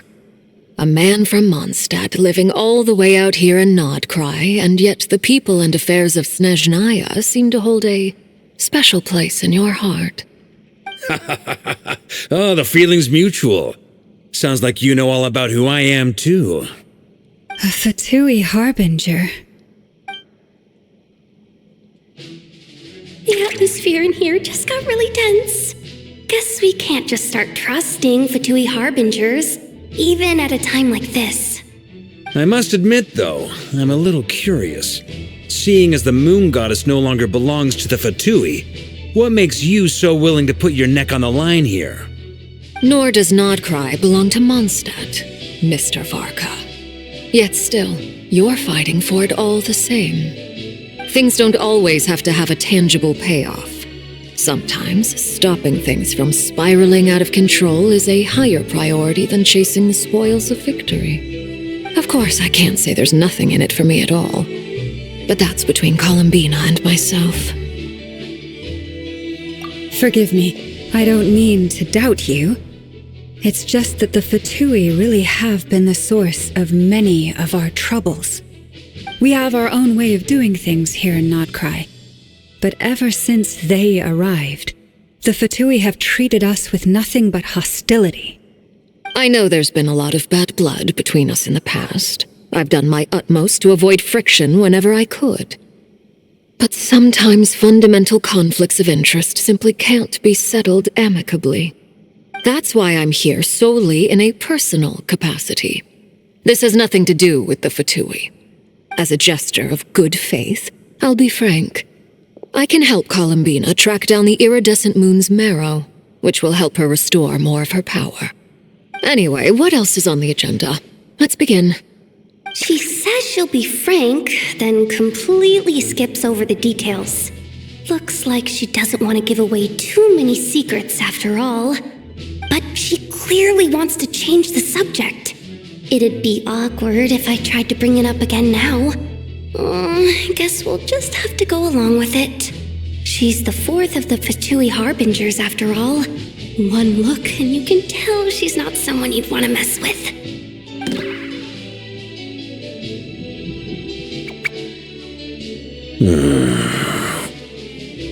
Well, since Mr. Arlecchino sounds confident in her ability to handle that, we'll proceed to the next topic. Yehuda, time to share that top-secret intel. All right, listen up, everyone. First, we now know that Rerir was originally a Conrian secret agent whose primary mission was to hunt down and assassinate the so-called Dregs of the Crimson Moon. The Dregs of the Crimson Moon? Mm-hmm. In the memories, there was a lot of talk about the Crimson Moon and Eclipse, and a whole bunch of other stuff from the time of Conria. To my knowledge, those were the names of two different Conrian dynasties. Long, long ago, it is said that the people of Conria worshipped the Crimson Moon, drawing a mysterious power from its reflection. But one day, a coup saw the Crimson Moon eclipsed, hence the name of the new dynasty that replaced it, and how it became the new emblem of Conria. Still, long after the Crimson Moon dynasty had fallen, the last ruler of the Eclipse dynasty, the Vinster King, still coveted the secrets it left behind. So, he sent the Raihir of Solnari to secretly hunt down the Crimson Moon's few remaining followers. In those days, Rerir showed no signs of madness. In fact, he was as normal as any other person. Oh, and he had a fiancé, or at least a would-be fiancé, called Tholindis. What's the matter?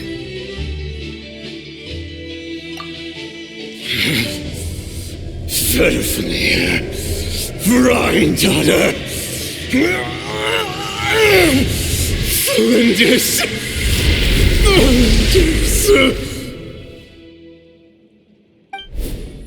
Interesting. Anything else? What about this would-be fiancé of his? Do we know anything about her? Well, she was a researcher at the Universitas Magistrorum, but it felt like she was hiding some kind of secret. Oh, and one more thing. For some reason, Rerir's fragment also contains some of Tholindis' memories, though only a very small portion. Well, no shortage of potential leads, I'll give you that. In any case, it sounds like we can conclude that while Tholindis was still around, Rerir appeared to be lucid and quite normal. Tholindis, it seems, must have been the one thing in this world that he couldn't let go of. Tell me, though, were these pure-blood Conorians we're talking about here? Why do you need to know that? Hold on. If she was a pure-blood Conrian... Oh yeah! Just like how it was with the captain! If we could somehow find her, do you think there's any chance Rerir might regain some of his sanity? It's possible, but it would take a miracle. We can't pin all our hopes on that. That merchant who never knows, Dori Sangama Bay. Maybe we could hire her to look into it. All right, then. Let's keep working in our separate teams. Traveler, Paimon, Kutar, and Miss Arlecchino will go look for the iridescent moon's marrow. As for the others... On the way over here, I noticed that the wild hunt monsters had grown even more frenzied in their search for Kutar. At this rate, the people living here will be in grave danger too. So I'm thinking of gathering together some of our followers to go wipe them out. I'll head back to the curatorium and meet up with the boss. Feels good knowing we've all got something to be getting on with. Given that the Wild Hunt has been a lot more active lately, the Lightkeepers have likely begun their own operations too. If that is the case, someone will need to pass the news on to Flint's. I'll hold the fort for now, then discuss our next move with Flint's, Aino, and Anefa when they get back. All right then. Well, the clock's ticking. If that's everything, we'll be on our way. We'd better get moving too. We'll try to buy you as much time as we can. Relax. Just do your thing. I decided to call in some backup since things are getting so hairy. Our reinforcements should be here any minute now. Stay safe, everyone. Dismissed.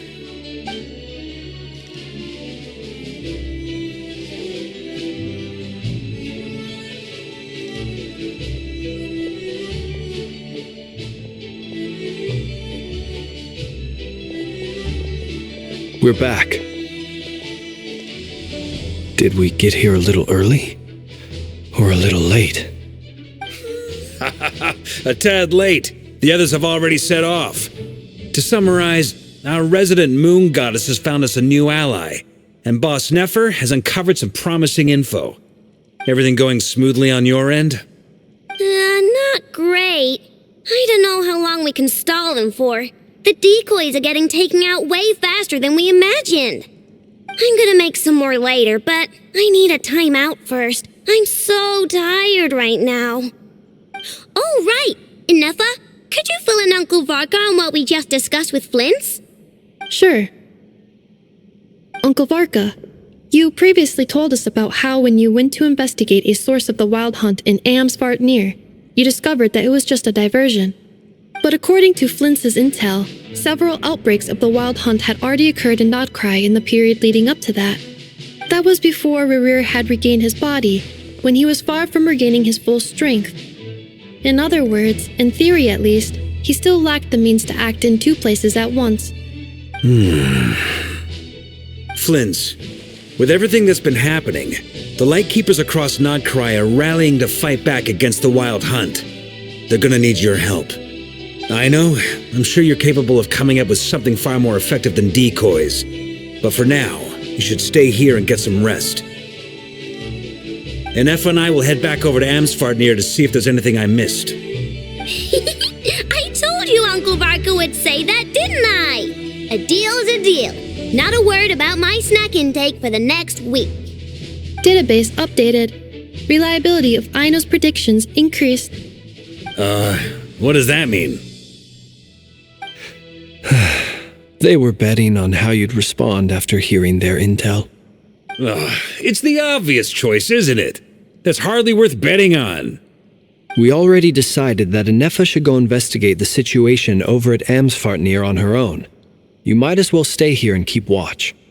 Someone needs to hang back and oversee our strategy meetings. And besides, you still haven't fully recovered from ambushing Rerir.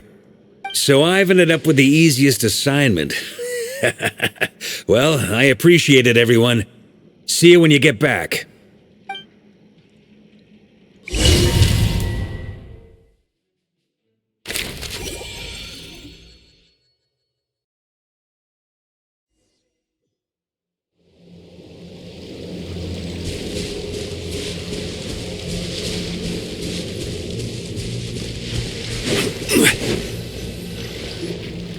Here, this will serve as a good spot to cross over. Arlecchino, hold up a second. Since you brought us all this way, would you mind telling us what you've got planned? We still haven't got the slightest idea what's going on here. And if even Columbina doesn't know where the iridescent moon's marrow is, how do you? Simple. Because I am an inheritor of the royal bloodline of the Crimson Moon, and one of the last surviving embers of the Two Worlds' flames. Huh? Are you serious? As in, you're a descendant of that Crimson Moon dynasty we were just talking about?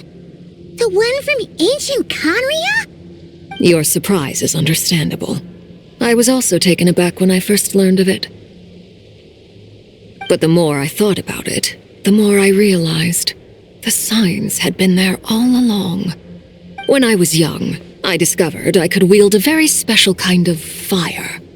It coursed like blood through my veins and smoldered away inside my nerves. What's more, whenever I experienced strong bursts of emotion or drew too deeply on this power, it was like some kind of presence within the fire would begin to gnaw away at me, consuming me from the inside out. Exactly. That is why my hands are like this, too. At first, I saw it only as a curse, but once I became a harbinger, the jester apprised me of the truth. Together with my own investigations over the past few years, there are several things that I have gradually come to understand. For instance, take the so-called Crimson Moon. In truth, it is nothing more than the shattered remnants of the iridescent moon, fused with the abyss to prolong its lifespan.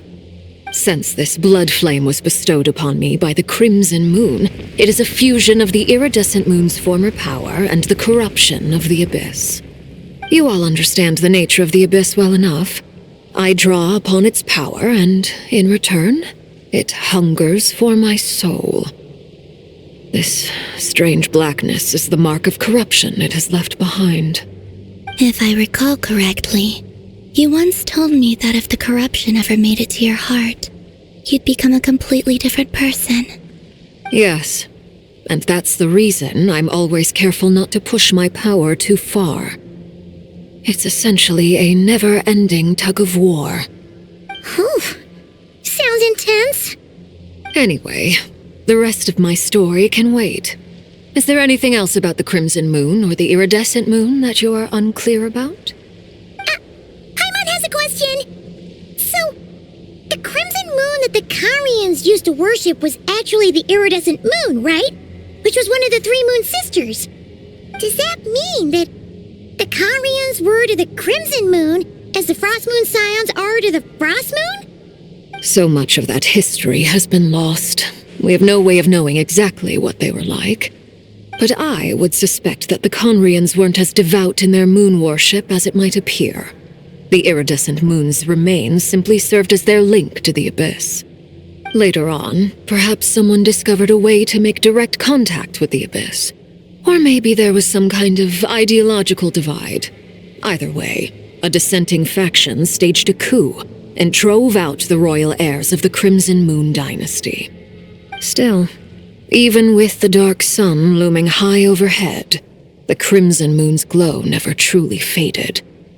If you want living proof, it's standing right before you.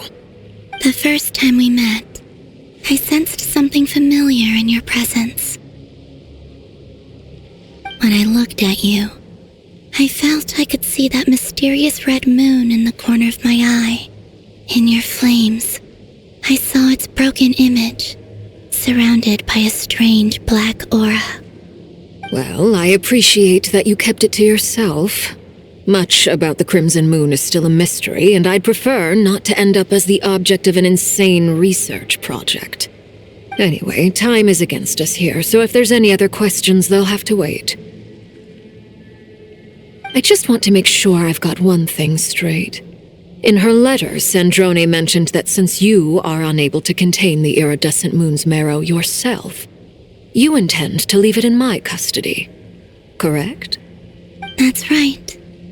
For now, it's the only way I can pay you back for your help. The iridescent moon is already part of who you are, so with its marrow in your possession, you'll be even more powerful than before. Deal. Then let's get started. Get what started? What does this place have to do with the Crimson Moon? When I first became a harbinger, the jester gave me a book called Pernah, also known as Leobranto Innamorato. You should be able to buy a copy next time you're in Fontaine. It's a love story set in the Crimson Moon era, but setting aside the tangled romances of its characters, it also records a few interesting details. In the Crimson Moon era, or so the story goes, there was an orphanage that received children from beyond the bounds of this world, and subjected them to a peculiar induction ceremony. Beyond the bounds of this world? For real? And what kind of induction ceremony? The Crimson Moon sages looked beyond this world for beings with powers that surpassed the gods. But fearing they might lose control, they subjected these children to a process of refinement. They made these children crawl up a fireplace and kept asking them, "Have you died? Did you see it?" Until they finally admitted to having died and seen a crimson moon. The adults embraced the children who passed the ritual, telling them, "Within the fireplace, you have traversed the flames between two worlds. Here and now, you are born anew." The book leaves much unsaid, but I suspect that this was their way of branding the children they had enrolled, leaving an indelible mark upon them so that they would forever live in the Crimson Moon's light. That explains why I can't sense the Crimson Moon's marrow in this world. It makes sense that it would be sealed in a special space that can only be accessed temporarily through some kind of ritual. But there's no fireplace here. Do you see a chimney anywhere?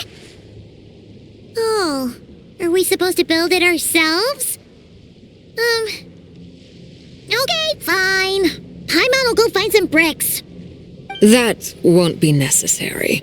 The fireplace is purely symbolic. The key to the ritual is crossing the flames between two worlds. In other words, the flames that burn within me. Those burned away by such flames leave behind a kind of ghostly afterimage in the world. In the days of Conria, people believed they could be used to bridge the gap between the two worlds of life and death. In short, I can open a passage to that space for you. That's the easy part. The catch is I'll need to stay on this side to keep the passage open, so I won't be able to come with you. Once you're inside, you'll have to find your own way. Very well. Then I'll open it up. Traveler, spare me a little more moonlight if you would. I may need it.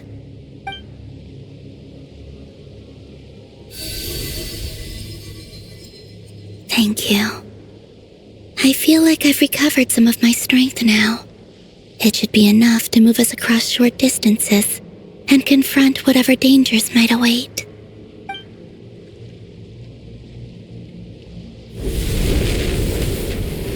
Mistress of the 7 hues of ages past, Great Mother of the present, Crimson-clad Sovereign of the 2 realms, by fire severed, by fire renewed, I offer myself now and beseech your descent.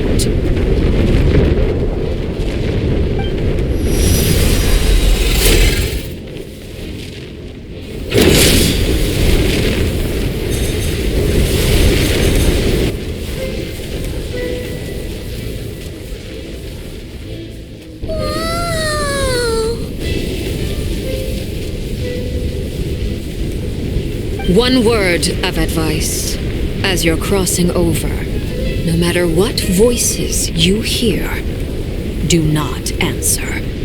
Got it! I sense a sinister gloom inside, but also the familiar light of the moon. I feel that I am about to meet an old friend who has changed beyond all recognition. All right, let's go.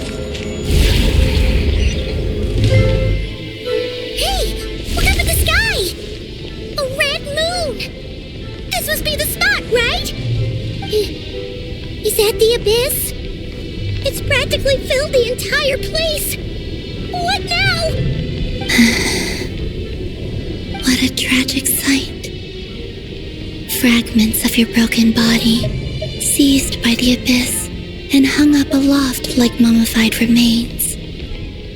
Iridescent moon, was this truly what you wished for? Careful! There's something spooky about this place. Feels like something is lurking in the fog. Haimon's right behind you. Whatever you do, don't run off without her.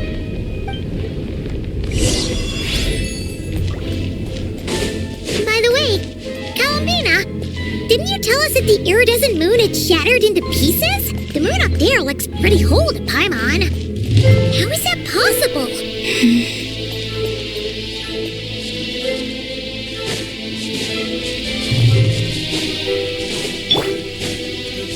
Emerge, right here, right now. Solidify! Settle down!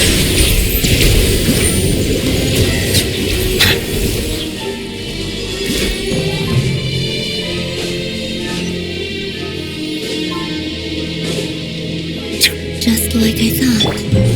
It was only a facade. Right here, right now. Emerge.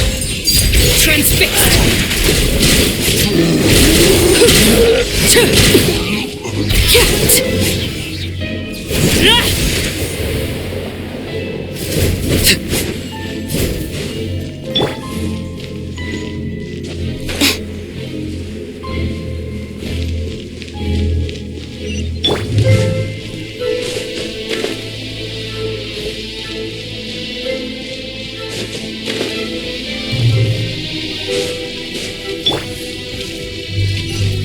Right now, right here. Solidify! Emerge. I'm always watching. Right here. This is order. Be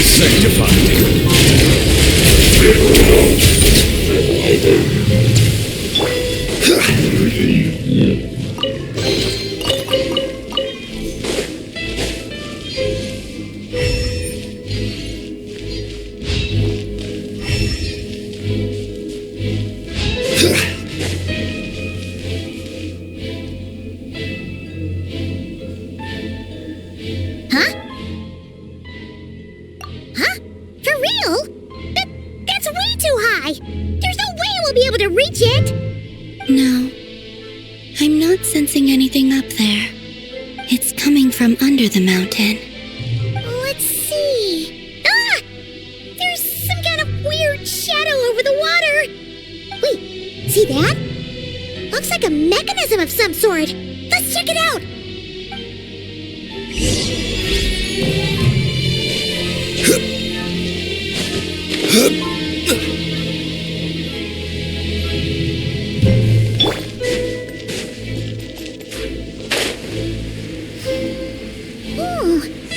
Looks like a device from the time of Karia.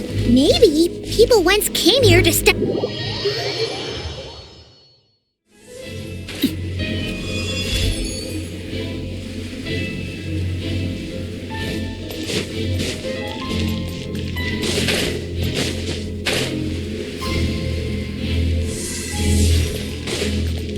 Right now, right here, right now.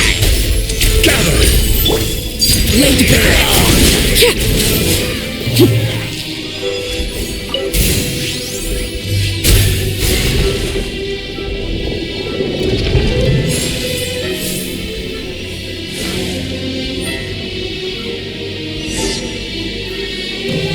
Hey, look at that!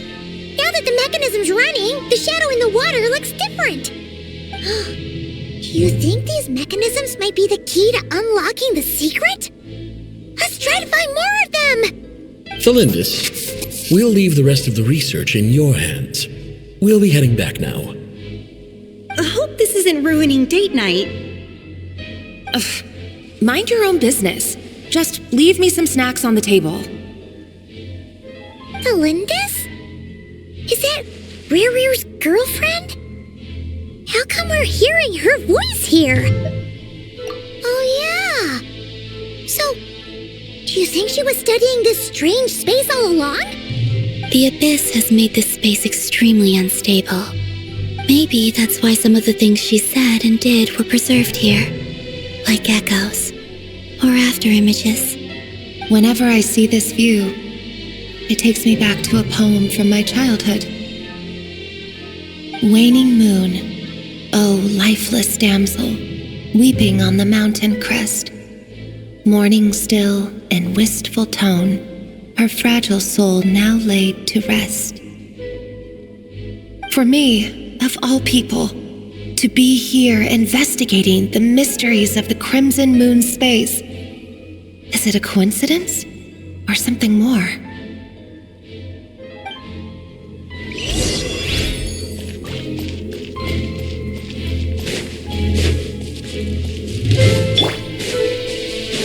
Emerge, right now, right here. Stabilize!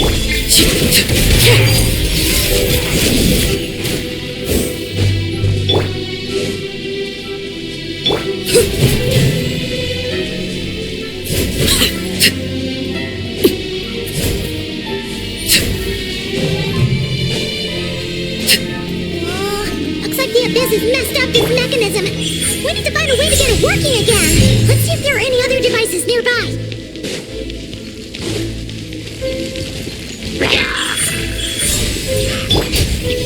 Solidify! Bow your head. Transfixed!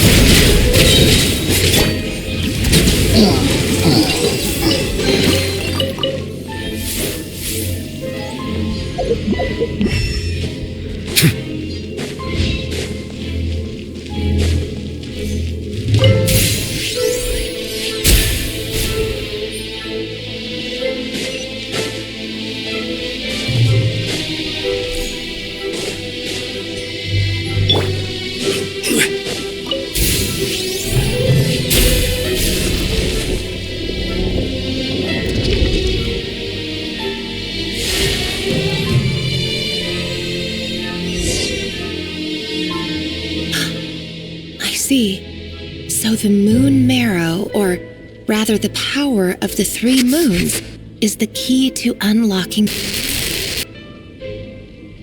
If it really does exist, then maybe this madness can finally be put to an end.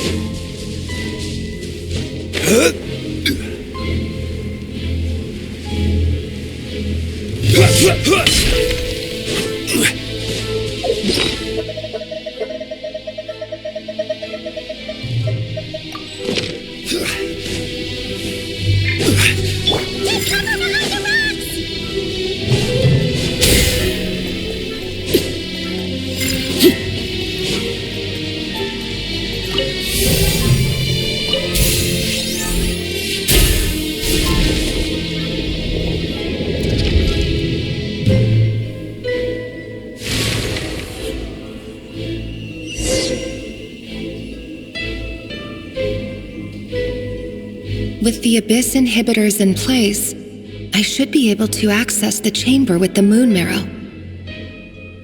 Oh, Rerir, with every step you take, you're drifting further from what you truly desire. But you're not the root of the problem. Ever since that outsider set foot in Conria, the Vinster King has sunken deeper into madness. If only I could get my hands on that outsider.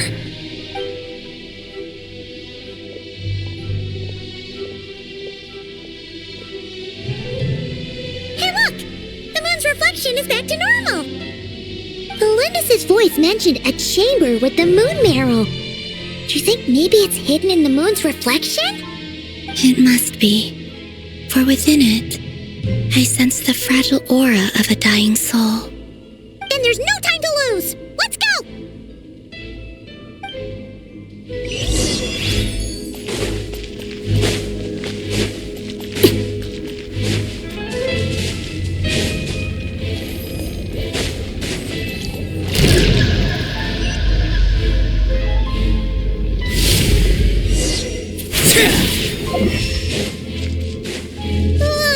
These things are so creepy! Looks like we'll have to destroy them if we want to get to the iridescent moon's marrow! Right now. Right here.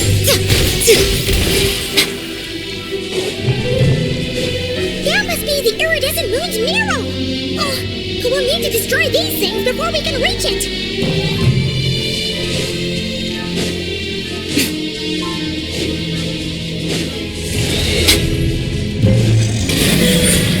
Emerge, right here. Order guide you. Silence!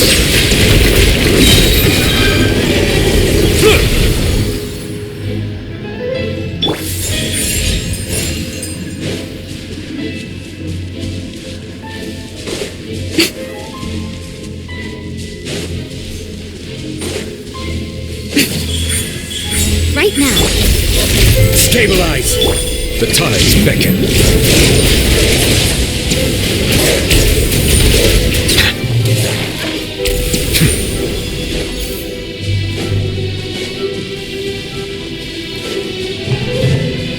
Right here. A sight to behold. Right now. Emerge. Settle down.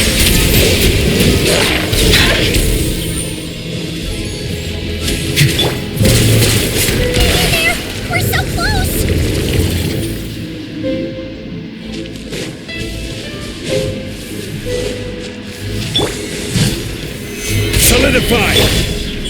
Right here. Everlasting as the moon! Overruled!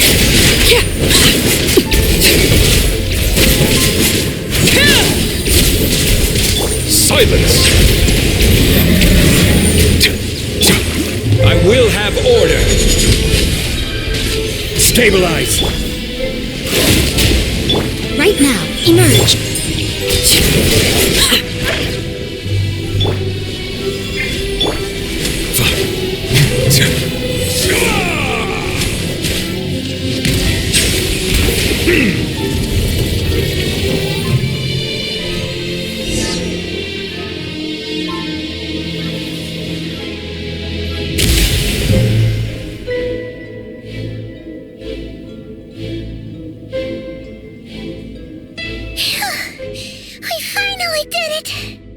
The iridescent moon's marrow, still burning away like an undying flame, yet now contaminated by the abyss.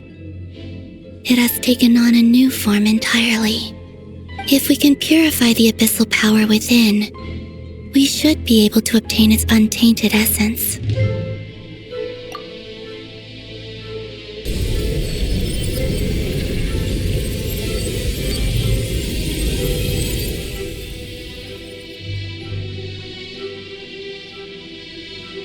It's so cold. Is it you? Are you here? Huh? Are you talking to us? At long last, I can see you once more. Our fates have crossed, and I am finally free. I'm sorry I lied to you. Even knowing what was to come, I still couldn't let go of the fear in my heart as death drew near. The moment the moon shattered, my body began to split apart piece by piece. Like I was being cut into pieces by 1,000 blunt blades. My thoughts scattered as the cold crept in, but I could not bear to fade away like that. Tell me, what was it that brought you to us all that time ago? If only I had possessed your courage, then I might have been spared this torment more painful than death. You look so puzzled. That's how I felt too when I first saw you. But trust me when I say that everything happens for a reason. Farewell, Hypo.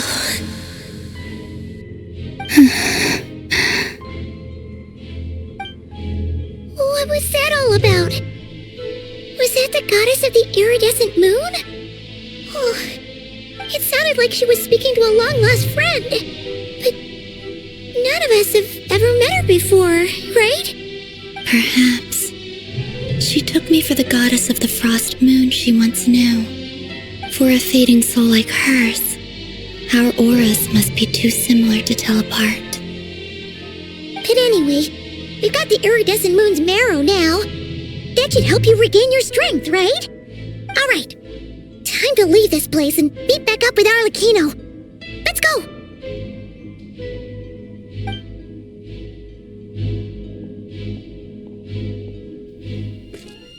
That's odd. This place looks different than when we came in. Waning moon, oh lifeless damsel.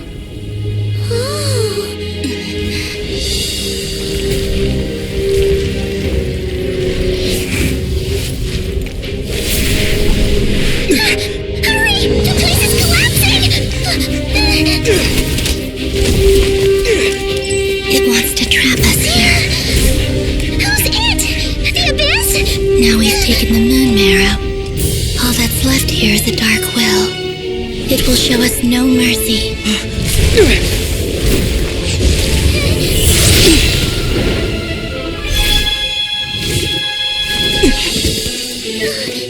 Give it back! The crimson moons! My marrow!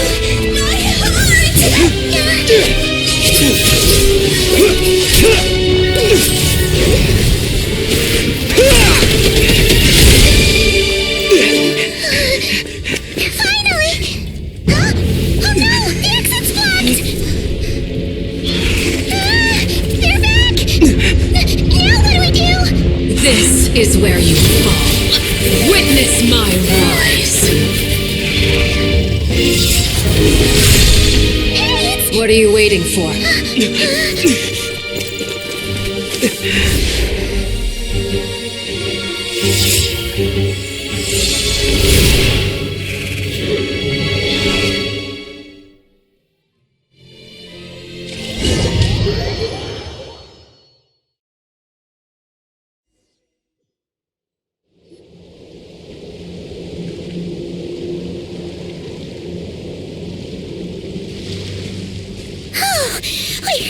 We made it!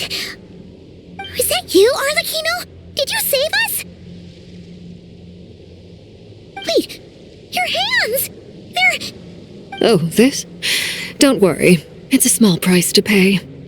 The Abyss wanted to trap you inside, and I defied its will by bringing you out. No wonder it's a little angry. No. I have paid the price, albeit a small one, and it cannot be undone. My hands have already fused with the Abyss. Purification would simply destroy whatever's left of them. But surely... Oh, we're so sorry, Arlecchino. Paimon can't believe you'd make a sacrifice like this for us. As much as I'd like to call it a favor, the truth is I was simply holding up my end of the deal. Well, Columbina. Yes, you did your part. And as promised, I will leave the iridescent moon's marrow in your care. From this day forth, may the two worlds' flames burn ever more brightly.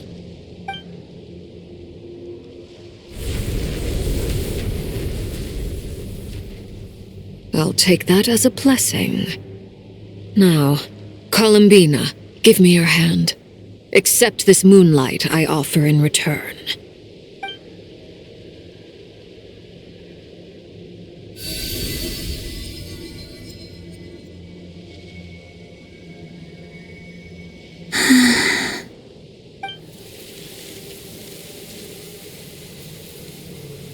Feeling stronger?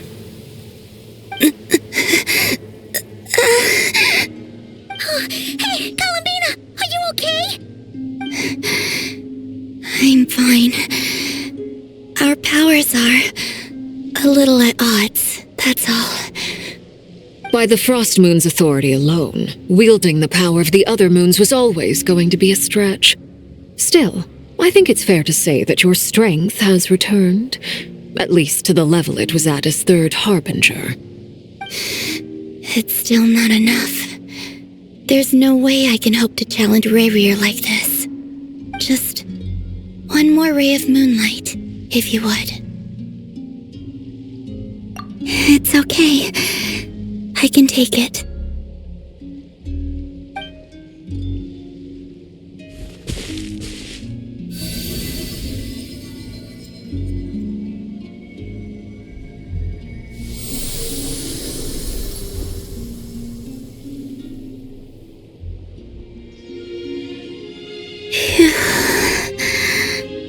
How about now? Fighting fit? At the very least, I won't have to stay hidden like before. I want to see him gone from Not Cry. The Rayrir of Solnari and his wild hunt must be sent back where they belong. Well, it's good to have something to aim for. You certainly seem more alive now than you did earlier. When I first met you, you didn't strike me as a ray of moonlight. More like a wisp of fog drifting in from who knows where, ready to scatter at the first sign of a breeze. But now, you're full of vitality, just like the Frost Moon, once the brightest of them all. May you keep shining, Columbina. This is who you are. Thank you. Look after yourself too, Arlecchino. I know you have plans of your own, and that's why you're always seeking to grow stronger. But whatever you're after, don't let the Abyss take a hold of you. I do not wish to see you go down the same path as Rayrir. I appreciate the concern, Columbina. Although perhaps it's time you took a new name. A new name? Kutar, the Moon Maiden, Columbina, they're nothing more than code names. They describe who she is and the roles she's played, but they're not her real name. We often use code names in the House of the Hearth, too. But it's knowing your real name that keeps you grounded. Up till now, you've been living a wandering life, so you've probably never really cared. All I'll say is this. Once you've defeated Rerir, give it some thought. All right, that's it from me. I'll get you back safely first, then go meet up with Sandrone. You're the best! I appreciate the gesture. It speaks to your good character. Anyway, let's get going. There are more urgent things to do right now than trade compliments.